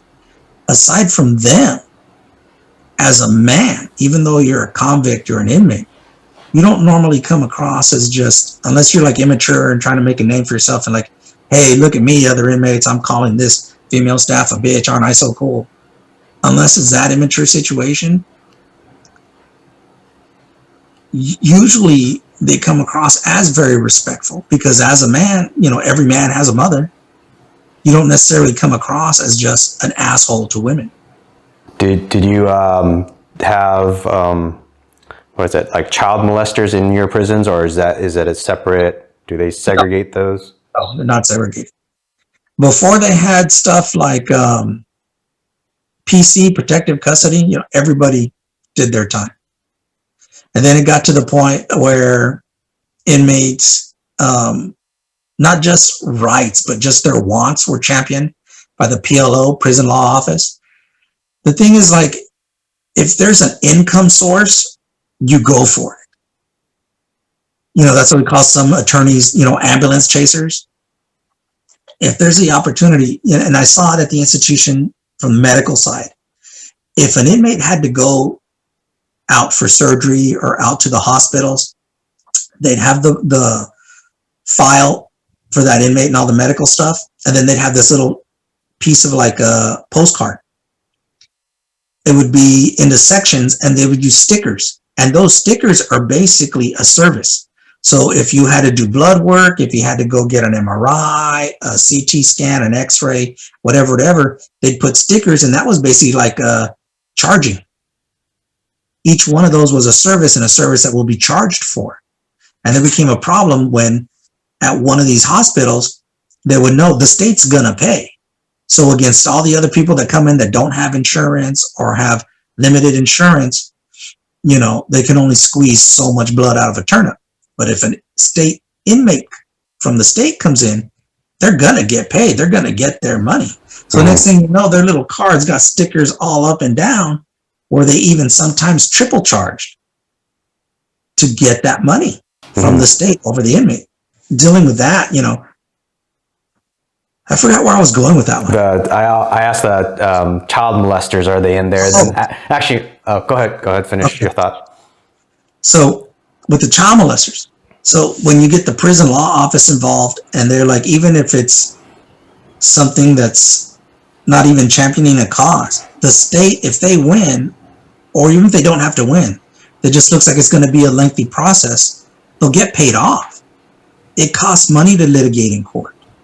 All the different days of postponements, paying for the attorneys, and the state has the attorneys, but it just costs a lot of money. So prison law office knows, well, if we champion against the state pays. Just like those hospitals knew that the inmates from the state's going to pay. Mm-hmm. So they were like, okay, well, you got these inmates are being preyed upon. You need to deal with them in a separate manner to protect their safety, because, you recognize the sanctity of human life. They're already doing their time. They're already in prison. And now they're being preyed upon in prison. That's not part of the criminal process. That's not part of the punishment. So you need to deal with that. And then came about protective custody. And mainly that was for gang dropouts and for people with R suffixes, rapists, child molesters, and such. So, I mean, most of the time they tried to keep it hidden. The inmates would look for it. Like if somebody went to prison, one of the heads of the political system for that particular race of inmates would be like, hey, bro, who are you? Who have you served time with? What gang are you involved with? If you're involved with a gang, they want to see if you have a reputation, if you're in good standing. And they also want to know what you're in for. So if you can't produce your paperwork of why you're in prison, then they're like, you're hiding something. And the only reason to hide something is if you did an R suffix. There's certain cases that even a battery on a spouse or child, say, child abuse, spousal abuse, that's frowned upon just as much as being a child molester or a rapist. And you'll get assaulted for that. So okay, you almost answered. Yeah, you answered my question. Yeah, so the deal is that, what happens to them, they get assaulted. Usually they try to mark them with like a cut to the face. So if you see somebody with a cut to the face, wow, okay, they're permanently marked as either a snitch or someone as an R suffix, someone not in good standing. R suffix being like a sexual crime. Wow. And such. So oh, go ahead. No, go ahead. So I've heard a sentence quite a few times, or a statement that they say child molesters are the worst treated inmates from other inmates. They're like the lowest of the low. So you're saying that is pretty much true? Yeah, I think with them, you'd have to lump in gang dropouts as well as snitches. What happens? What's the drama with them? So if they get slashed on the face, do they go sit in the corner by themselves with other R rated R people? R suffix, yeah. R suffix. Basically, what happens is that, say someone doesn't produce his paperwork, and then somebody recognizes them. Say the inmate came out of San Diego, and they get TV, and they saw an article on him or read it in the Union Tribune, and said, "Oh, I know that dude. That dude, raped like several kids at camp. He's a child molester. He's a chomo." And then they'll talk about it, and then they'll set him up for assault. Say he gets assaulted. They all go to ADSEG, and then they said, I want the inmates who assaulted him to be put in his central file as enemies, so they can't be housed on the same facility together. And as well as, now that he's an R suffix and known as an R suffix, safety is in jeopardy, so he wants to apply for a bed or housing on a protective custody yard. And that's what was kind of created because of situations like that. Because if you took him out of administrative segregation and put him right back on any other facility, once they found out that he was an R suffix, he was a child molester, he's going to be the target of assault continually. A bit off topic. What do you think about Jeffrey Epstein? Do you know the story of him? Wasn't he the one that supposedly committed suicide in prison in New York? Yep, and then but he was the one that had like that whole network of underchild sex ring, sex trafficking. I mean, like what it looks like in the hundreds of underage women, and potentially attached to high level people like supposedly Trump, Chris Tucker, or some of the other ones, Prince Andrew from Europe. Some of the, I mean, these are allegations. So, but anyways, what are your thoughts on if Jeffrey Epstein? Do you think he did kill himself? If you happen to know about that, about the news about it, and then also, would he have been, if he went to jail? Would he have been slashed on the face? That's a different type of situation. It's a different world for the elite. I remember our union president went to a function with Arnold Schwarzenegger while he was championing some after-school agenda for government financing a program, the government to finance a after-school program for at-risk youth. And it was basically his dipping the toe into politics. And so our executive president at the time, union president, met with him and was doing this, I think it was an ad, like a TV ad for it, and that we were supporting it as far as a union and such.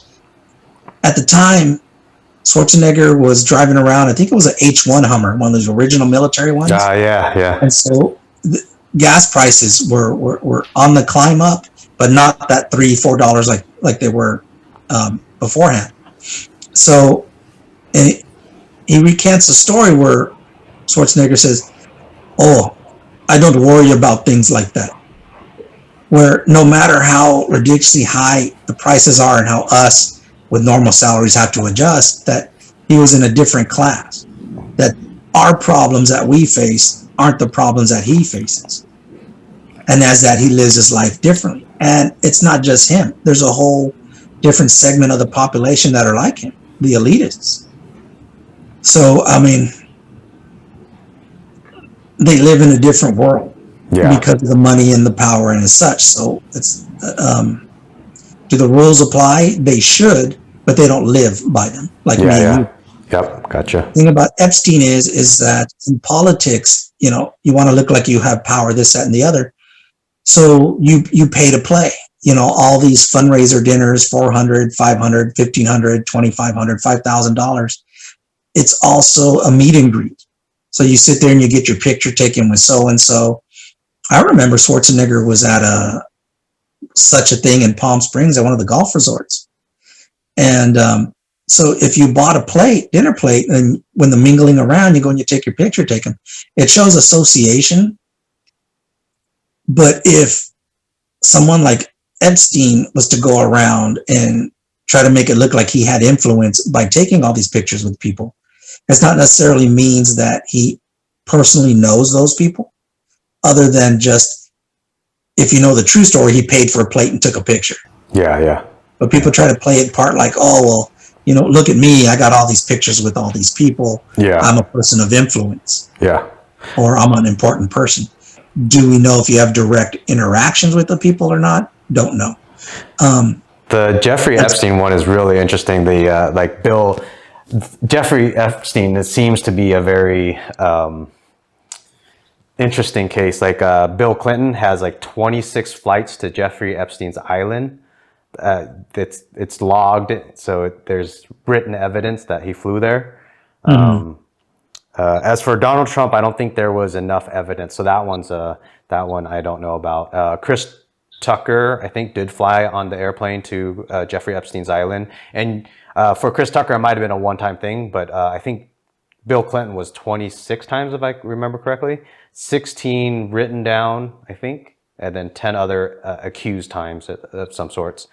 And then all the 20 or 40 females that came out, they name certain people exclusively.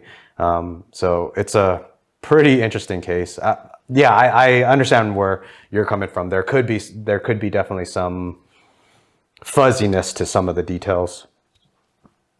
Yeah. And as far as him getting treated in prison, New York is definitely a different than California. But I'm sure that being what it is, he should have definitely would have gotten different treatment than a regular inmate who either was a bank banger or in there for a crime other than, what he was in there for dealing with child pornography and child cases. So, in your case, have you ever, or in your career, if someone did some heinous crime like that, so bad where it's like 50 to 100 women that they've raped and they're underage, have you ever heard of a potential inmate, or they're going through the court system and they kill themselves, like Jeffery Epstein? Have you heard of stuff, other things like kind of like related like that? No. Okay, so that one's Jeffery Epstein's a unique story, I guess. Yeah, I think because of who he was and because of the money that he had, he comes from a different segment of society. Yeah. And when you're dealing with the institutions and people, you're dealing with a very different segment of society. You're dealing with the, Joe Average or below John Q. Public. Yeah. And that's definitely not who Epstein was. Yeah, exactly. So Emmett says hello, and I'm going to do the first online question from him. He says, what's the best strategy for not getting shanked and butt raped? Honestly, being the biggest and the baddest is one way. And baddest, okay. Yeah, and the deal is, as far as getting shanked, it's your conduct. So if you don't go in there popping off at the mouth and making enemies, and you kind of follow the program, then there's less likelihood of disruption, getting shanked and stuff. As far as butt raped, always get a smaller cellmate than you. Do you get to choose that? Yes and no. Okay. They'll assign somebody to your cell, and then you can be like, oh, we're not compatible. We need to move around, this and the other. Yeah. There's also been a lot more rules coming out. Pretty much there was a lot of behind the scenes, situations where it's not considered manly to have homosexual relations in an institution. Everything's very machismo driven as far as like the quote unquote alpha style. But behind the scenes at night in the dark, is a different story. So, and then there's also the thing about, rape. The Prison Rape Elimination Act, PREA, has come into effect.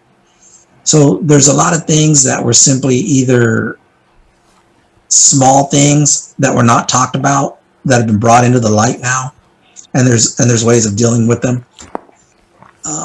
And I think that was all brought upon by attorneys, attorneys for inmates, because they know the state's going to pay, either if they win the case or if they drag the case out long enough that the state just wants, dude, you're costing us, we're hemorrhaging money, let us just buy you off. Gotcha. I've heard another statement that they said sagging, like when people wear their pants pretty low. They said that in prison, that's an indication that you want to be butt raped or you're gay. Do you know anything about that? A long, long time ago, if you were sagging, it was either you were homosexual or that you were for sale. And the thing is about in an institution, it's an enclosed environment. It's still a segment of the population, but it's an enclosed environment. So if you have state issue where all you're given is just your 3 meals a day, a sack lunch and a hot breakfast and a hot dinner, and all you get is, if you can't afford toothpaste, you're given tooth powder, and it looks like pink Comet. So it just looks like that Comet scrubbing white powder, but it's pink. It kind of smells like toothpaste smell, like mint. And you're given a small bag of that in a little manila envelope, small little 1 inch by 3 inch tall envelope, and that's supposed to last you.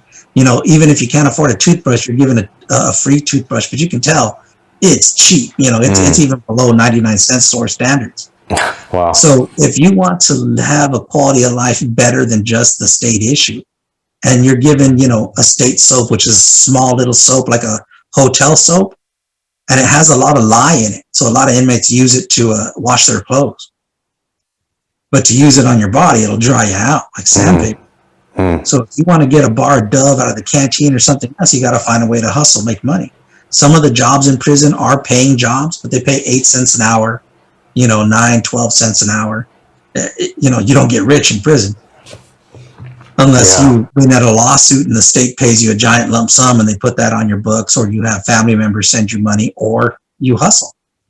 One of those hustles is, either make knickknacks and crafts and trade it for stamps or food items, soups, handicraft items, or you do stuff like iron clothes, wash clothes, or sell drugs, or sell ass, and that's what it boils down to. So sagging back then was something in the past. Now, with as much people incarcerated that are gang members, it's taken on a whole different story.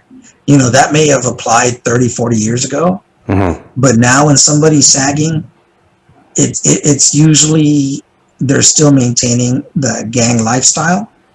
They're still representing their set, and it's about wearing their clothes like they did in the streets. Gotcha. I got a question from Corey. He says, what impact would legalization, regulation, and taxation of drugs have on recidivism? We can look not just in the institution, but look in the public. If you look at a place like California, if you look at a place like Colorado, making the drugs legal and therefore turning it into a revenue service, taxation for the government. A lot of the places that went into business are finding it hard to operate because of the high amounts of fees and taxation.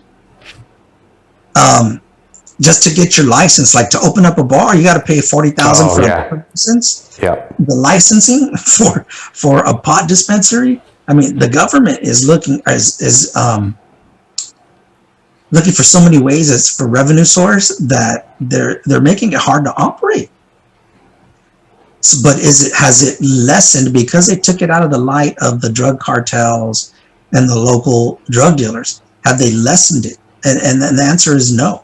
You have two schools of thought. You have the ones that recreational use and those that are medical use, say of marijuana.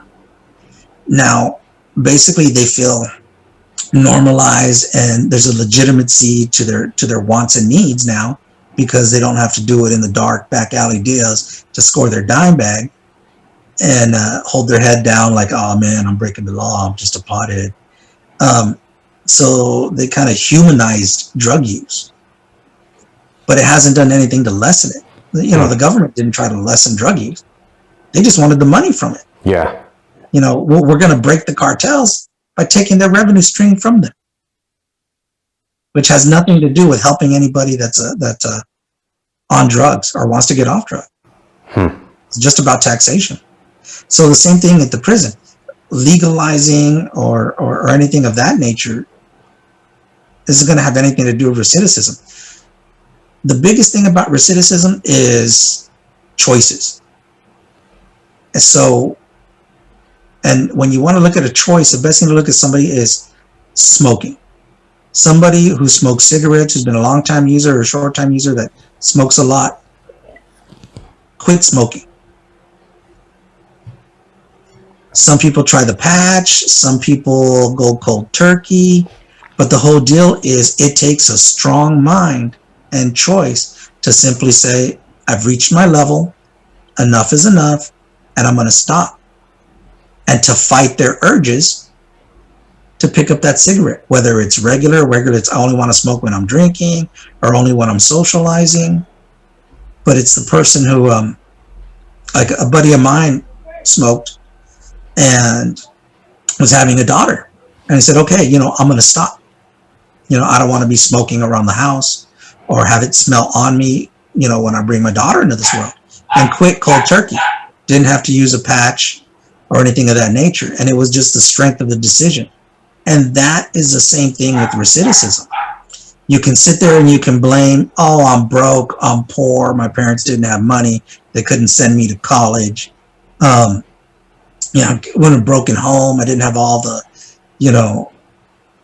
availabilities that were to other people.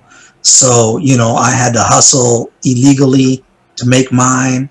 And we kind of glorified that when the music and certain TV shows. But it's a choice.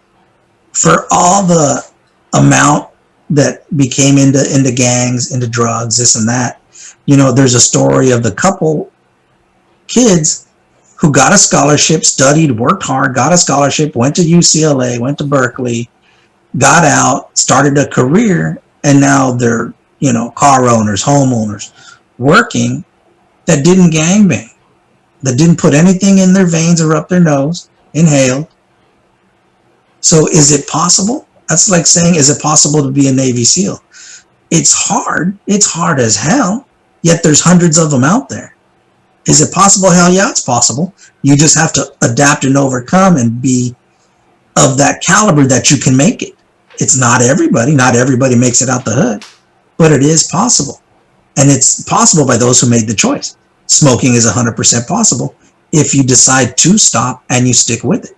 But if you're somebody who's going to make excuses or you're looking for the easiest route, what does that say about recidivism?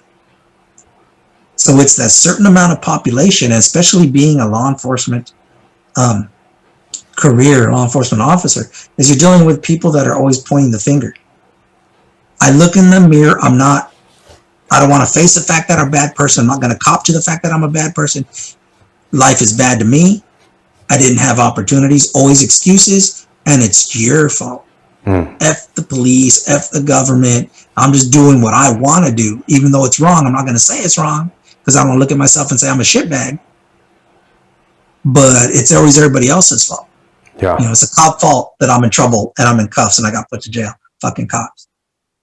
Well, maybe your actions of going in there and trying to rob so you can feed your drug habit. I mean, who starts off as a druggie? Everything has a beginning, and that beginning starts with a choice. In your time, did you happen to see a decrease in inmates due to cannabis? Meaning, I don't know when California put in their legalization for medical and recreational. Did you happen to see that come into play and less inmates were coming in due to cannabis? No. And I think that was because I was getting out towards that time. So this next question is from my wife. It's actually pretty cool. This is her first time asking a question on the platform. So it was interesting just to kind of see her excited about this topic. Do you see prisoners actually do good to get out of jail early?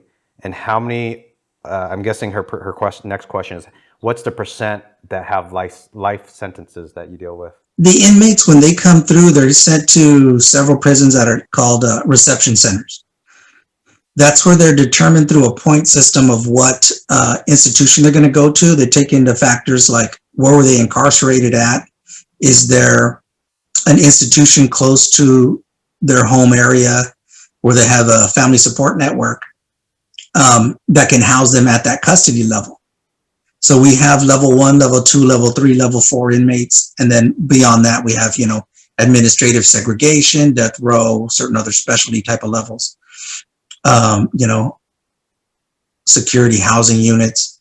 So traditionally it's 1 through 4, 1 being like the trustees that live in outside the main area of an actual prison with the electrified fence and such.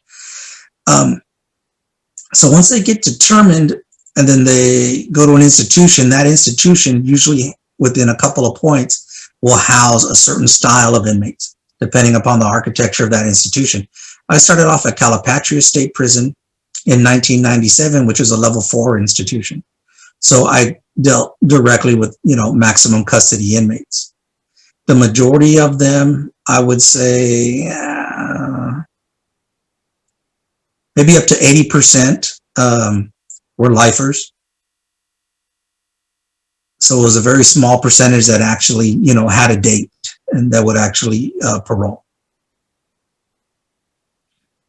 As far as doing good or doing, in order for them to get early release or to get time off their sentence, they had to do certain things, which was like, one, when they go through reception center and they determine what their education level is through all this testing, is go to school to get the equivalent of a GED.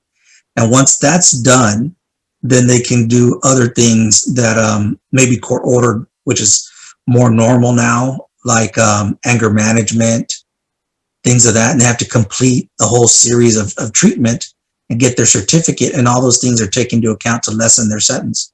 Because, like I said, government's about money, even departments. And the sooner you get an inmate out of prison, the sooner you stop paying the exorbitant amount it costs to house a life. Because you're talking 3 square meals a day, medical expenses, and that's health and dental and vision, and also the clothing, and then the staff it takes to supervise them. You're talking per head, that's a lot of money per day. So the sooner they get out, the sooner it becomes a cost savings. So with those programs involved, the education, self-help, they have AANA, Alcoholics Anonymous, Narcotics Anonymous programs. And the more that they get involved with actually improving their situation, the quicker they can to get out. And even like working, getting assigned a job, getting the opportunity to actually make a little bit of change to buy small goods, at the canteen or purchase a quarterly package. All that stuff takes into effect. And the thing is that there's penalties if they don't, if they don't do that stuff. They're actually pushed towards getting out early by getting into those programs. It's not like, oh, I want to volunteer, I want to get involved in this. It's like, okay, we're assigning this to you. And if you fail to go to this educational program that we're giving you and you refuse to go, we're going to write you up. We're going to lower your classification. You won't be allowed to go to canteen as often or at the amount of money that you couldn't spend. And there's actually penalties involved. And then they can end up doing their full term. Like say, when they say, okay, you're doing 7 years, but you're getting out in 4.5 for good behavior. All those programs that they put an inmate into is considered part of that good behavior.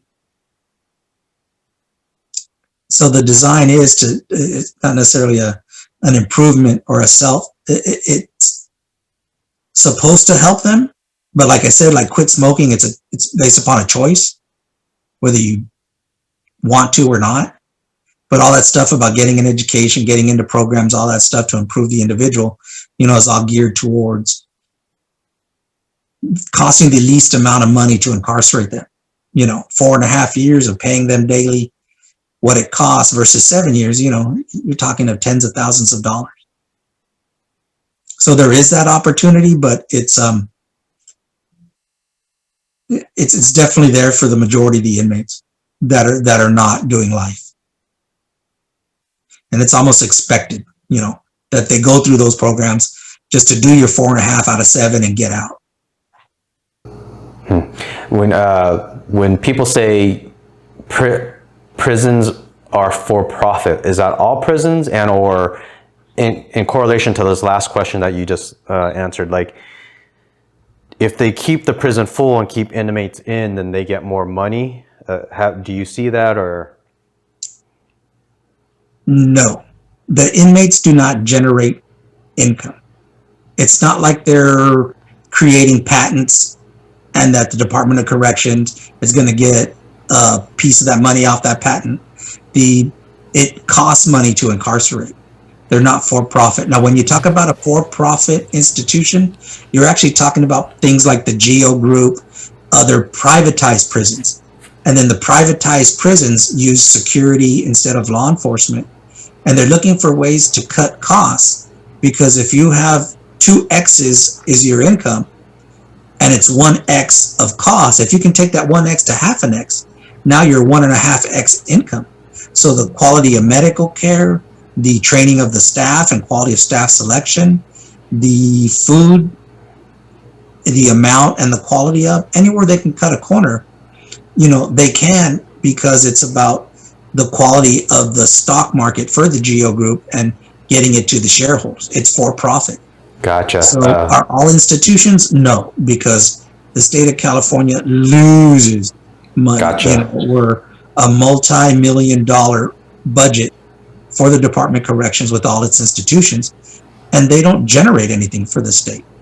Yeah. Do you happen to know what these statistics on how many private institutions there are in, say, California versus state? No, I don't have to follow those statistics. Yeah. But another thing is tell Emmett hi. I really enjoyed hanging out with you guys back when I lived in Point Loma, and you guys were operating a business in the area. Yeah. So definitely miss socializing with you too. Yeah, I'll let him know. You had a cousin that passed away from COVID and was also a prison guard also? Is that correct? Yeah, he started in 96. I started in 97. He's my cousin, the firstborn son to my dad's brother. And we both worked together at Calipatria State Prison. He worked there. I actually had shifts where I worked alongside him.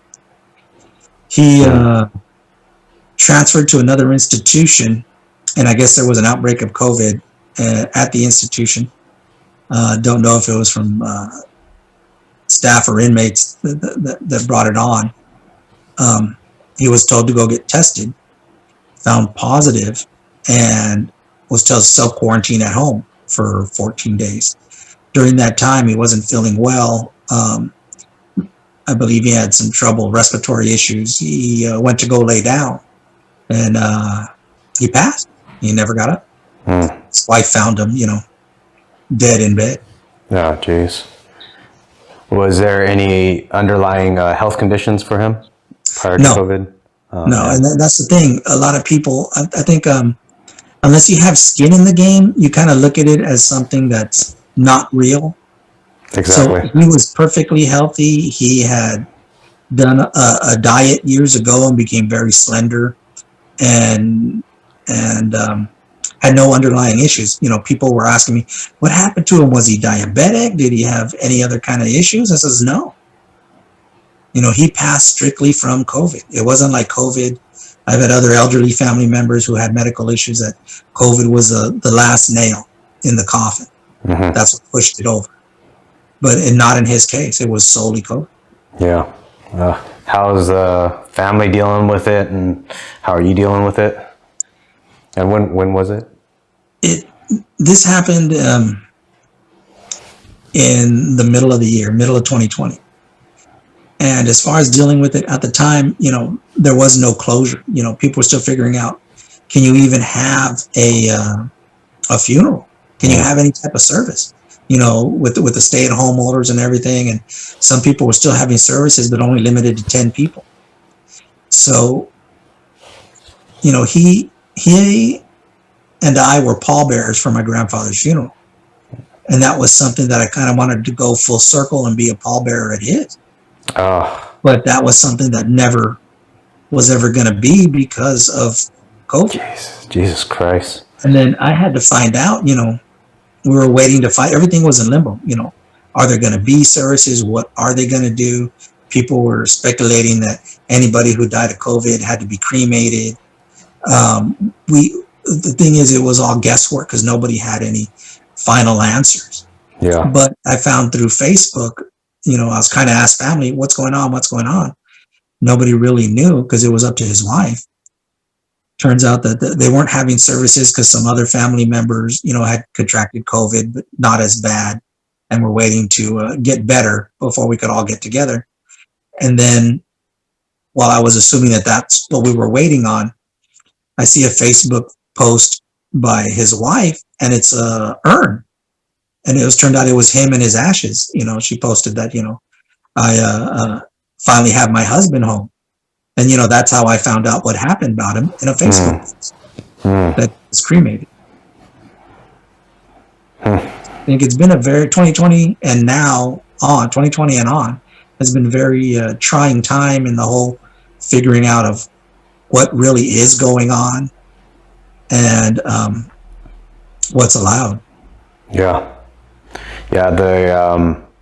One of the guests that I interviewed, probably like three or four interviews ago, his family, his wife, his two kids got COVID. They're all fine. The daughter lost permanent taste, so like even 5 months later, she still can't taste her food, and she's gaining weight because like her brain is saying like, "Hey, eat something. I want to taste something." She just kind of continues eating, I guess, and she's just putting on weight, and it's just even though it at first when he told me about it, I was like, oh, maybe it would be good for, like if I went through that, maybe I could lose some weight after that. But that sucks to be gaining weight because your brain, the brain signals and all that stuff is all complicated. It's crazy. And then I heard like marathon runners, people that have no underlining conditions, where they get COVID and they die, where they're really healthy, it seems like, because they're running marathons. Yeah, it sucks how COVID just, it's actually terrible, where in the sense of you can't know of what to predict or what to do with this, because it seems random, at least right now, because we don't have enough medical evidence. Yeah. And then I hear the most recent numbers I hear is 1% death right now without the vaccine. If you get COVID in America, there's a 1% chance of death with the vaccine. So then you're even 1% of 1%. So what is that? 0.001 of a percent that you'll die. But I hear that 10% will have permanent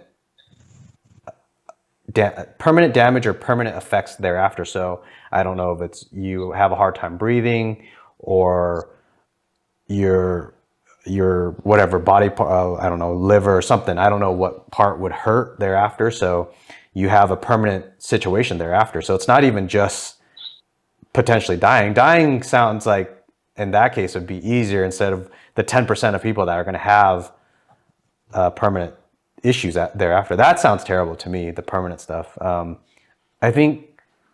feel like the dying alone would really suck, because if at the time earlier back in March, where people were getting sick, they had quarantined them off, and you're stuck in a hospital room by yourself, and then family outside could see you through a glass door, or a glass window, but they can't come into your room, so you just die alone. It's fucking sounds terrible. Yeah. And I think that it's a situation where, like I said, to have skin in the game, there's a lot of people who, let's say the UK variant is coming and that it's even deadlier. And it's, like you said, it's so new. We don't have a lot of data. We won't know for years. And we're living through it. Yeah. Instead of dealing with it. Yep. So we're living through it. All this information will get processed once it gets dealt with years from now, as far as the quality of how effective the vaccines really are and such. So it's crazy. It's hard to wrap your head around it. And yeah, a lot of people are like, oh, it's just the flu, and so many people die of the flu. Why are we even tripping? That brings me back to the skin in the game. I've directly lost distant relatives. So I'm thinking, like, all these people talking, if everybody lost one direct close family member, everybody would be on the same page. All like you see on TV or on social media, the Kens and Karens and everybody, the anti-maskers, what you don't see is them putting their money where their mouth is. Mm-hmm. How many people are suiting up in a Tyvek suit, PPE kit, and donating their time at a mortuary or at a hospital? Yeah. How many medical volunteers do we have? Yeah. They sit there in the safety and comfort of their home, mm-hmm. and they're not putting their neck out on the line, yet they're talking all that crap and acting out on it. Yeah.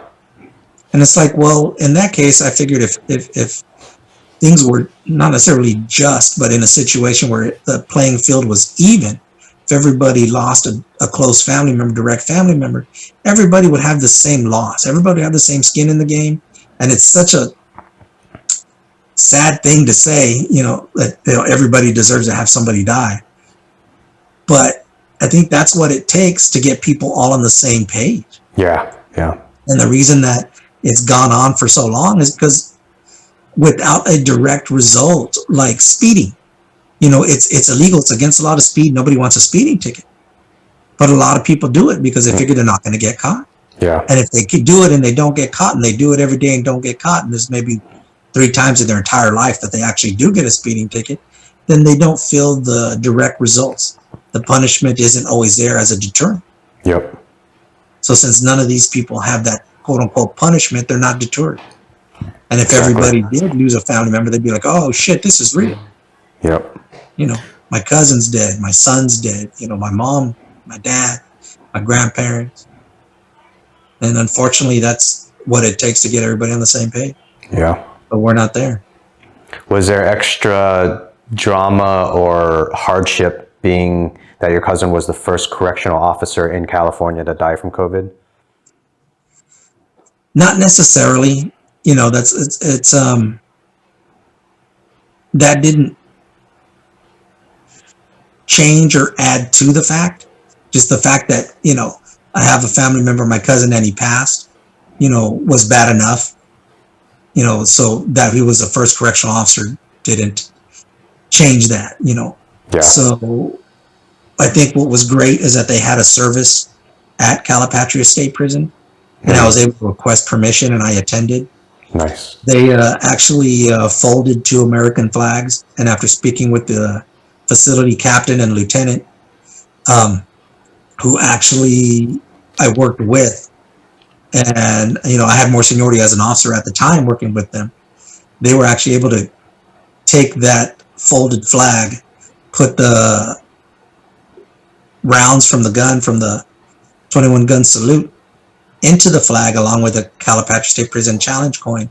And I was able to, after the services that they held there, take that flag and present it to my uncle, Danny Boy's father, and give it to him.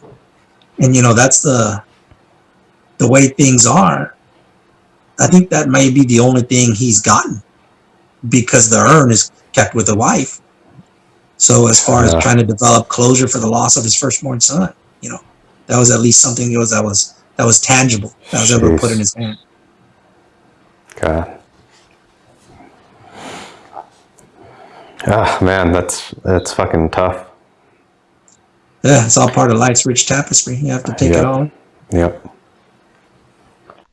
For those of you listening only and not watching on YouTube, I'm displaying a picture that was handed out during Danny Mendoza's service. The service was held inside the institution by his fellow correctional officers and his cousin Ernest. Danny was born on December 11th, 1966, and passed away due to COVID on May 30th, 2020. Join me in a moment of silence for him and his family.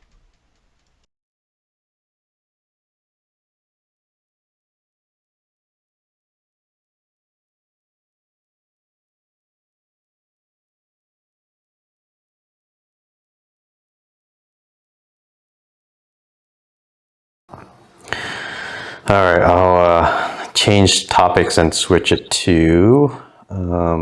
So this is from Trinh. She works at NAMI, National Alliance of Mental Illness. She did an interview with me about three episodes ago, I think.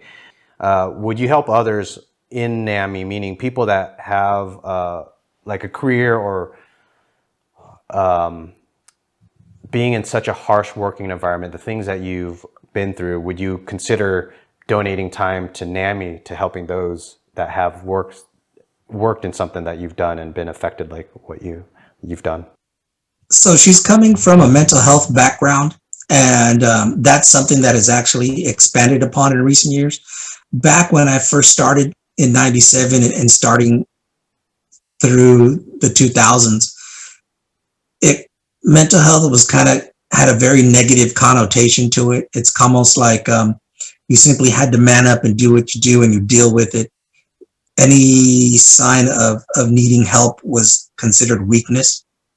So we didn't address situations which caused a lot of the issues involved, as the lack of individual counseling, family counseling, the dysfunctionality, the high rate of divorce, alcoholism, violence in the home, because it wasn't addressing mental health issues wasn't an socially acceptable way to deal with all the stress. That has since changed. I know CCPOA, the California Correctional Peace Officers Association, has actually done some things with mental health awareness groups. They tried to do some testing, asking some questions, and definitely putting more forward as far as free help with the insurance. You get so many visits on an individual basis dealing with a psychiatrist, psychologist, and then also for family health and family members like children. So it's definitely taken a step in the right direction as far as recognizing, acknowledging, and addressing mental health issues. They're doing that at the institutional level for the inmates. They're doing groups and such. So, not only are they doing that there in the institution, and mental health is a big department now within the institution. On the other job front, for the officers, for staff, it's taking a toll in the right direction of no longer keeping that in the dark. As far as myself, Okay. What we were talking about the mental health. Yeah, NAMI. I think. I'm guessing from her question was, so at NAMI they'll have speakers that come and share their stories, and then the speakers can connect with those that, say, the groups that arrive, and so the speaker could help make those groups feel better by sharing their story. So if you think about it, you could reach out to NAMI, I guess.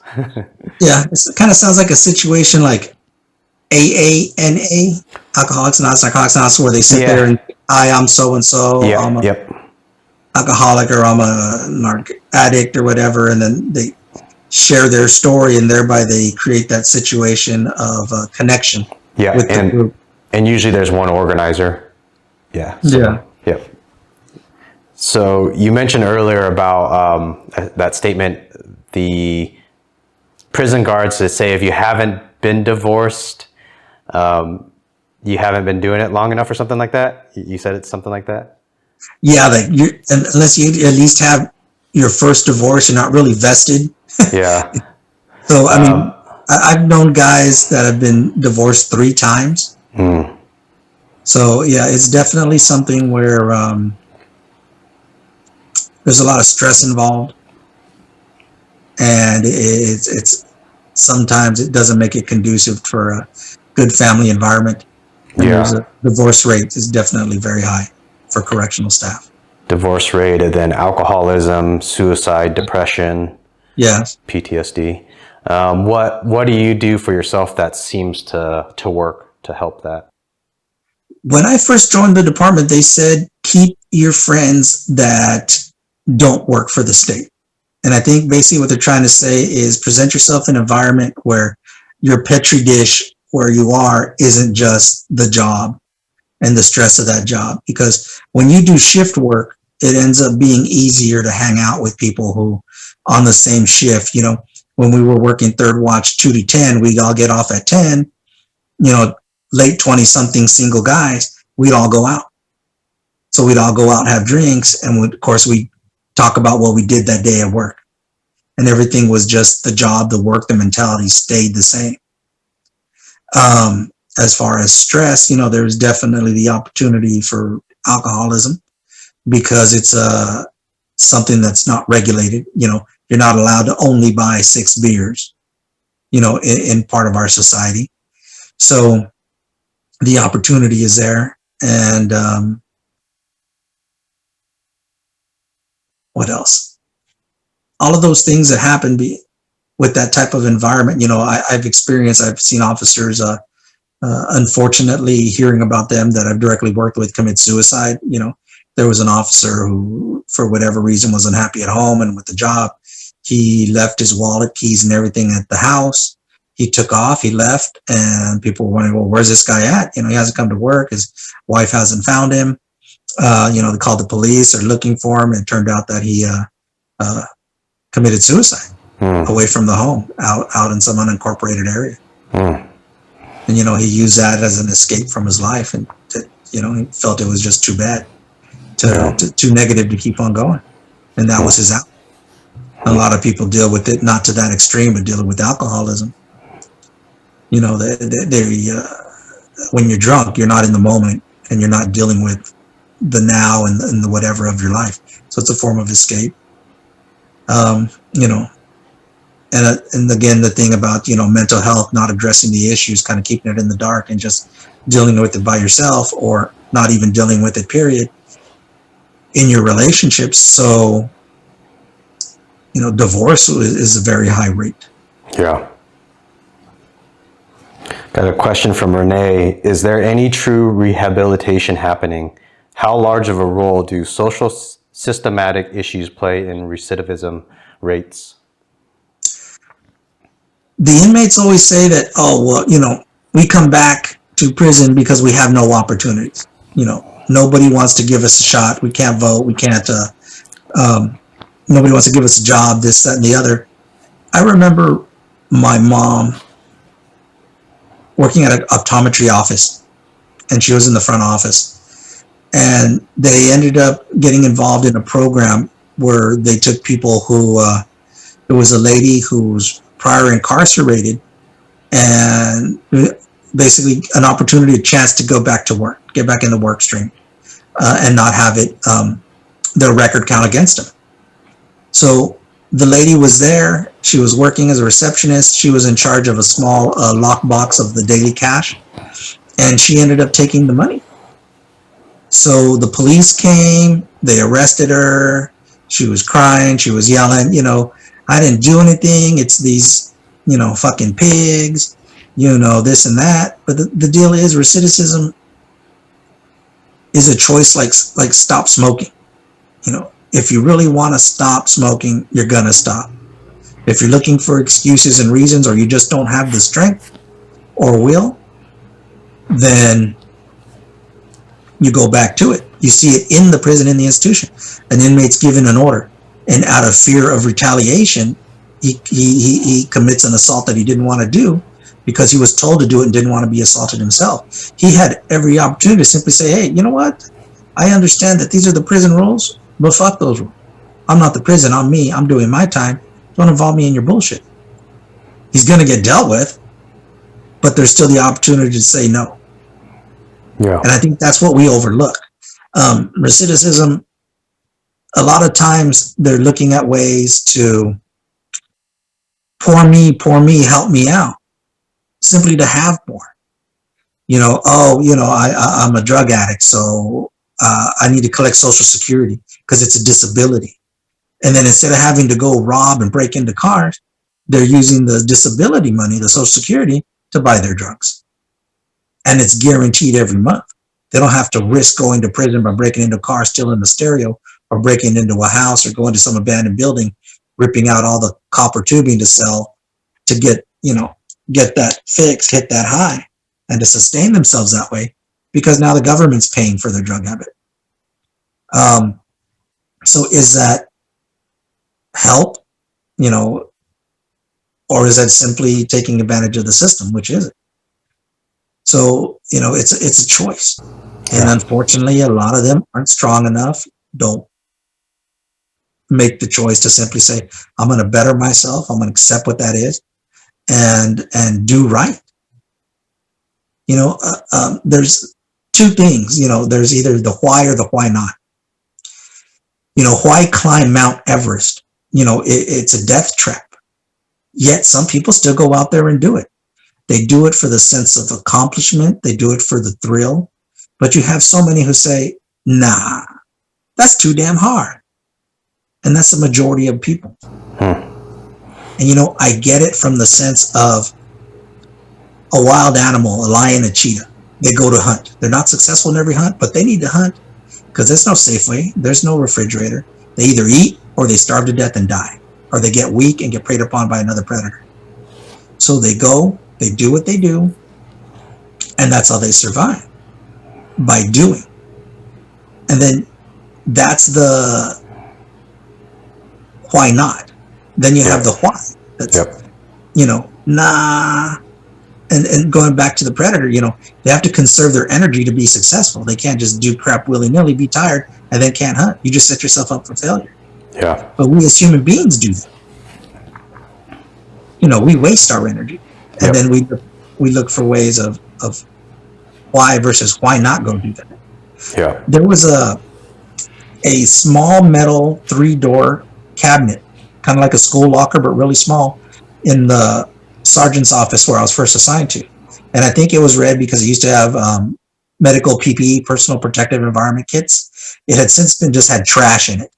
So I took it, I cleaned it out, and I put a locker on it. I put, my shift was a third watch, and put a lock on it, and I stored some personal stuff in there. And the other sergeant came in, who was a regular there for a long time, and said, "Hey, well, what about me? What about second watch?" And I said, "Dude, you've been in this position for 5 years as this sergeant on this facility in this office. I'm the one who cleaned this shit out and organized it. And you're asking, what about you? Am I, as a new sergeant, was this a novel idea? Did I invent the first mousetrap? Is that what you're telling me?" So there you have the why, and then the why not. And the segment of population that's incarcerated are the why. Why should I do this? Why shouldn't I do that? And a lot of the more and more that you give them is the more and more that they'll take, but you're not necessarily creating a difference in recidivism. Yeah. We're getting pretty close to the 3-hour mark, and there's still a lot of questions. So keep them rolling. I'll go quick. Well, yeah, that we're gonna have to fly through these. Unfortunately, even as you're talking, I think of more questions, and I'm like, shit. Okay. It's a 2-part series. We may have to. Emmett asked, should we really be giving these inmates, weights to get yoked on?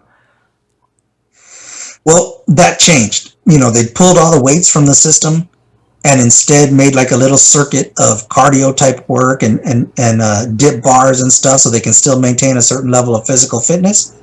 And I think that in and of itself isn't about them being yoked or making them more of a challenge to deal with if they're fit. It's an issue of health.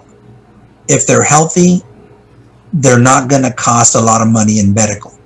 They're not going to be like the older inmates. As people are living longer with the quality of medical care and the advancement in the sciences, so our older inmate population as well. And now they're requiring a lot of medical care, a lot. And all of that is money. It's nothing's free. Yep. Question from Quan. I'm going to change. I think he thought he's asking from a parolee officer perspective, but I'm going to change it and say, because his second part of his question is about Hollywood's conceived ideas. So is there anything that you see common in Hollywood that you really dislike the way they portray prisons?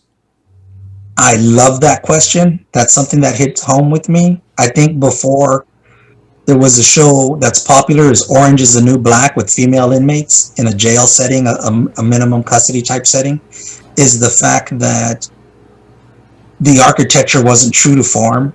They didn't really show how it really is in prison as far as the cells and how everything is. They kind of just made things up because, let's face it, it's drama. They have to draw you in with the spectacular. And, that's not exactly prison. Prison isn't spectacular. It's different. It's dangerous and other stuff, but it's not spectacular. It's not drama in that sense. So I've always felt like it was truly never depicted correctly in TV or in the movies. And, you can't, I gave you those YouTube videos, that page of YouTube videos of seeing riots and stuff on the yard. Yeah. There's the perception of what that is, like in the movies, but then when you see it in real life, it takes a whole new different tone because, like, hey, that's real. I'm really watching this happen. It's not doctored up. It's not what they're trying to portray, whether quickly get the message through emotionally on TV because the amount of time that they have to do it in, or on a movie and make it spectacular so that you're entertained. This is real life violence. Yeah. So, I think nothing is truly portrayed into the public of what it's really like in there, the environment. And Gotcha. I really don't know how to do that unless somebody was actually there to experience that, to be caught in the middle of a yard going down with a riot or, witnessing an assault and stuff of that nature. Yeah. It's like a very popular show, Breaking Bad. You know, everybody loved that show because everybody wants to be gangster. Everybody wants to be, you know, Wild West, John Wayne, Billy the Kid. They want to not follow the rules. They want to not be told. They want to have the freedom to do whatever, whenever. But they also, what they don't realize and admit to themselves, they want to do it without consequence. Yep. You know, exactly. why don't people drive every day flooring out, you know, their speed and just driving till the tachometer hits the red? Because they know at some point in time they're going to get busted, and they don't want to get busted. Yep. But they'll watch that show. They'll associate with Sons of Anarchy and all this other stuff because everybody wants to be a savage until it comes time to do some savage shit. Yeah. And then all of a sudden it's, well, that's not me anymore. I don't want to get that vested. I don't want to commit violence. I don't want to be liable. So everybody wants to be a gangster till it comes time to fucking rack that round and get to popping. Then it's like, oh, my ticket in Disneyland, I'm done now. Can I get off the ride? And I think that's what we have when depicting the real life of what it's like in an institution versus the portrayal of it. Yeah. For entertainment. Is there any documentary series or TV show or anything that depicts it at least is there one that depicts it the best, even though it sounds like there's none? There was one Locked Up Overseas. Locked Up Overseas, okay. That shows actual prisons and the environment that inmates are in other facilities in other countries. Yeah. And there's also, I think, Dateline did a series, and I think Calipatria State Prison was involved with that. And a lot of the officers in that one, you know, I directly worked with. Yeah. My wife asked, what prisoner jobs are there? Prisoner jobs, as far as jobs for inmates, there's plenty. You have housing unit porters, which is basically janitors within the housing unit. You have inmates that work on the yard crew, which is basically gardeners on the facility. And then you have inmates that go into education for the different level of classes that are given. And then you have inmates that work in the canteen and in laundry that end up sorting and passing out the clothes on the facility as they exchange clothes, dirty for clean, or get their monthly trip to the canteen to purchase goods off their inmate trust accounts, where they're not allowed to directly handle money. So the money is deposited into those trust accounts, and then they're able to keep a tallying score of what they have and how much they can spend. And then also inmates who work in the culinary, you know, kitchen workers that cook the food and serve the food. And then you also have on the facility work change that processes inmates to the back of the facility in a separate area. And those can have other more mainstream, you know, John Q. Public type of jobs like woodworking, paint crew, you know, cabinet making and stuff of that nature. You know, auto body, car shop stuff. What are your thoughts on the concept of prisons becoming essentially holding tanks for the mentally ill, chronically homeless, and poor? They say that if you want to look at a society, you look to its prisons and you look to its dumps. You know, and you see in a dump their trash, how they utilize their resources, and in prison, how they regulate their population. I think that's true, but everybody is looking to scapegoat. Like, you know, how many people are homeless intentionally? How many people, do you hold the homeless accountable for intentionally wanting to be homeless? You know, there's a lot of people with mental health issues who are homeless. Because of the mental health issues, they self-medicate with drugs and alcoholism. And, you know, a lot of times you have people that just go off the wagon taking their meds, and then, man, they're really out there on a loop. But the whole deal is they have the responsibility to take their meds. And it's almost like we deal with them like they're 1 year old. They don't know any better. They're not children, they're adults. They had a lifetime of making choices and dealing with the repercussions of those choices. And now, as far as poor, like I said, you know, you have people from the hood actually go to college on a scholarship, make it out, get a job, become doctors. Is it impossible? No, they prove that it's not impossible. And it's because of them that it's not 100% that you have to be a gangbanger, that you have to be a criminal. No, those are people making the conscious choice to go the easy route, always having an excuse. Mental health is being addressed in the institution, but how many people are inviting them into their homes? How many people are taking responsibilities? It's like, and this is kind of a topic that can be viewed critically, is the church and their stance on abortion. Every life is a life and every life is deserved to live. And it's like, okay, that's understandable, but what about the responsibility of making that decision? How many church paid for orphanages do we have? How many, when we talk about immigration, how many people are housing immigrants in their house and paying for their health care and their food and their education? Everybody likes to make choices with other people's money. Everybody likes to talk about themselves in the mirror like, oh, I'm a good person. Look at my higher level conscience, the choices that I make. Life isn't that upper level. It's nitty gritty. Money's where your mouth is, where your door's open. No, everybody has their door locked because everybody's scared. And they're not going to put their neck out. Yeah. That's not something people do. I think you answered this next question, but I'll just ask it and you could say skip or just whatever if you want to add anything to it. How do you as a correctional officer feel about the recidivism rate? The recidivism rate, I think, is changing. I think that right now they use COVID as an opportunity to cite people and leave them in the public, which is endangering the public. There's no more easier place to quarantine than in an institution. Where are you going to go? Who are you going to have contact with? When they set up these additional medical treatment facilities, these tent cities for COVID treatment, basically they're creating a mini prison. So what they're doing is saying, I'm not going to pay for these guys. Let them stay in the street. And if they don't change and they do what they're going to do, then they're continually creating victims of the populace. I'll just appear in court, 3 weeks from now. So they're not being kept away from the public that they vandalize and terrorize. So recidivism, it comes back a lot to, you're right, there's not a lot of opportunities, but there's not a lot of opportunities right now for people on the streets who aren't criminals. Yeah.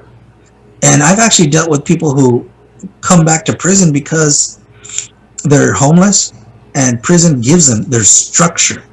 There's 3 hots and a cot, what they call it, meals and a roof over their head. There's medical care. One guy came back because he needed a bridge and a bunch of dental work done, and he had no health care coverage. I know, you look at it and you laugh and you think it's incredible, but this is real life shit. Mm-hmm. Have and not have. I'm out in the streets, I don't have. Do I go sleep in a park? What am I going to go do? That's real life shit. Yeah. Or if I go to prison and I've been there before, I already know the structure, and I know that they're going to give me. If I need glasses, they're going to pay $200 for my glasses. If I need $30 of dental work, John Q. Public, thank you, cha-ching, I'm indigent, and I just got $30,000 worth of work for free. Yeah. All right, we still got 10 more questions, so you're going to have to try to go like one sentence each. Unfortunately, this sucks. We may have to try to do a part 2, I don't know. What do you think could be done while people are incarcerated to help prevent it?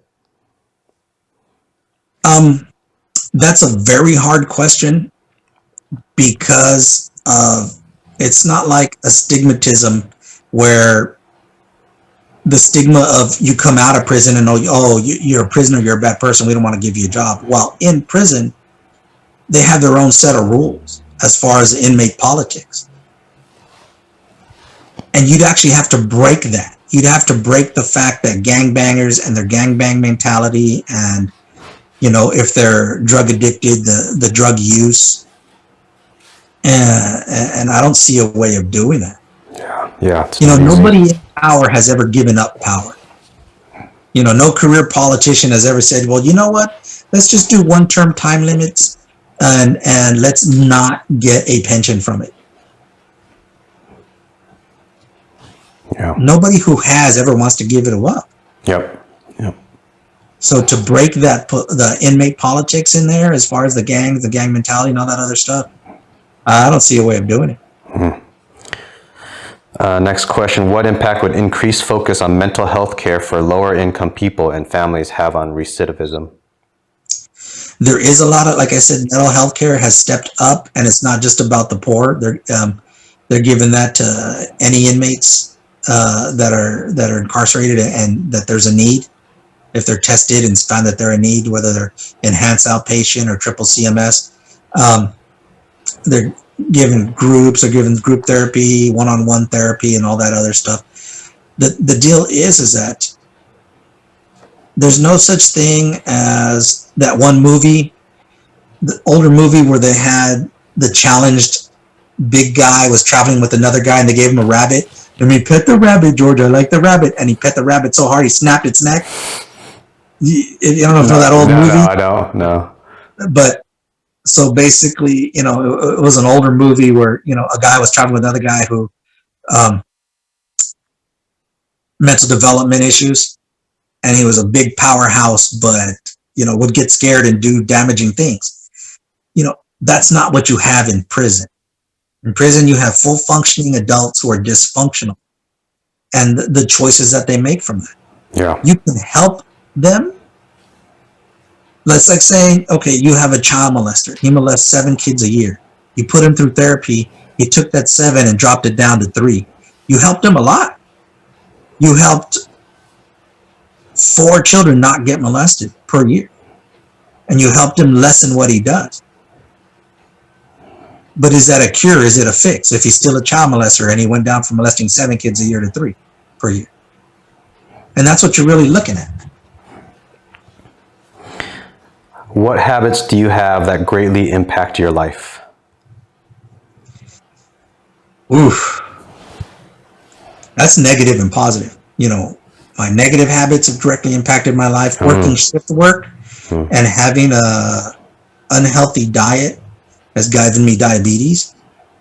And not trying to balance that with the time that I have not away from work with a proper diet and then physical fitness. That has definitely had an impact on my health. There were definitely times where I shouldn't have had that many drinks to have that evening, type of situations. So definitely there's good habits and bad habits. Some of the good ones are the fact that I'm now had a buddy of mine do that Tony Robbins thing, and I was able to talk to him and kind of glean some of that information. And the thing is that in life, it's not over. Every day is a blessing, and every day you have the opportunity to change. Just like the baby steps took you down negatively by bad habits, you can take those baby steps positive with good habits. See where you did things not necessarily wrong, but different, and the outcomes of it, where you wanted something and you wanted it emotionally, not factually, and you didn't realize that was harmful. So you changed it back to, hey, you know what? Now that I'm more self-aware, that behavior isn't that great. Let me work towards being a better me, and let me take those baby steps towards something positive. Yeah. And it's just that self-awareness and realizing, separating emotion from fact. What's your favorite Vietnamese dish? Pho. I think pho was some of my first time eating Vietnamese, but I have to balance it out. I got a top 3. Vietnamese coffee is incredible. It's my yes. Coffee. Vietnamese coffee has, if done right, tastes just like liquefied chocolate cake. Decadent, rich, sweet, but it comes back like a left hook. Tyson with that caffeine buzz, boom! You get your motor running. So the Vietnamese coffee, spring rolls, and pho, and man, I'm good. Was Cafe Hapa the first time you had Vietnamese coffee? No, I had it before. Okay. But I definitely enjoyed that there at Cafe Hapa. Okay, I'll try to make these next 2 questions easier. Just answer with a lot, a little, or none. How much do you know of cryptocurrency? None. are you, yes or no, are you for cryptocurrency? Or you could say maybe. I don't know anything about it. I can't really. Good. What is the biggest national or global problem for humans? What should we do to fix it? I think that someone could say, potable water or food. But what I really think about it is that the mentality. We don't take ownership. The mayor of Compton said, if you really want to deal with inner city youth, become a mentor. Mentor these troubled children. You took away stuff like home ec in schools. I think we need to have a mental health and home ec type of deal in the lives of young adults. Because as adults, we're already adults. It's hard to change. And some of us don't want to change. So I think understanding and being able to separate emotion from fact and the way that those baby steps can either bring you up or bring you down. And then also we went to social media, we went to video games. At first, the teacher had to become the parent. And now we want the TV and Xbox and PS4 to be the parent. And now the adults aren't engaging in the work that it takes to raise children. Our lives have become more demanding in our careers. And as such, we've taken less responsibility in raising children.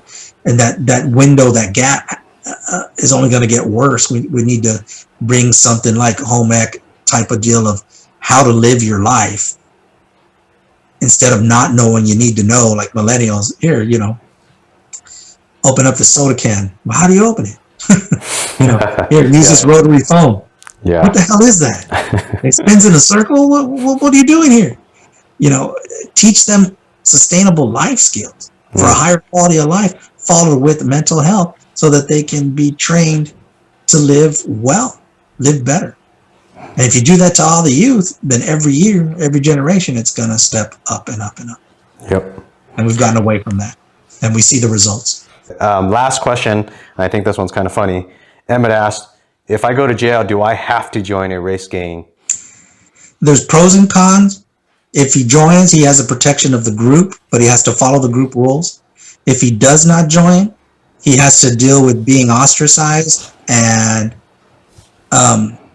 of not having strength in numbers. He basically just has to defend himself and do his time on his own, which will mean, the smallest kid gets picked on. So as an individual, he may or might not, have to deal with bullying in the institution. Yeah. All right, man. Thank you so much for your time. Hey, no worries. I enjoyed this. Yeah. I kind of think there was more we could have got into, but man, I remember hearing some of your other more graphic stories back in Cafe Hoppa days. I kind of think we should maybe dive in and do a part 2 where it's as graphic as you want to get. Whether that's, I think that's aspects that maybe people, I think, could or should hear about it, depending on the story, the morals behind all of it. I went really politically correct because I didn't want to put other officers' names out there or violate, HIPAA violations for medical issues of dealing with individuals. Yeah. But definitely what this ties into also is getting more graphic, would be portraying the real picture of what it's like in there. Yeah. Versus perception. Kind of like Hollywood versus reality. So, Yeah. It was good catching up, man. Well, let's try to schedule a part 2 if you want. No, definitely. I think that would be good.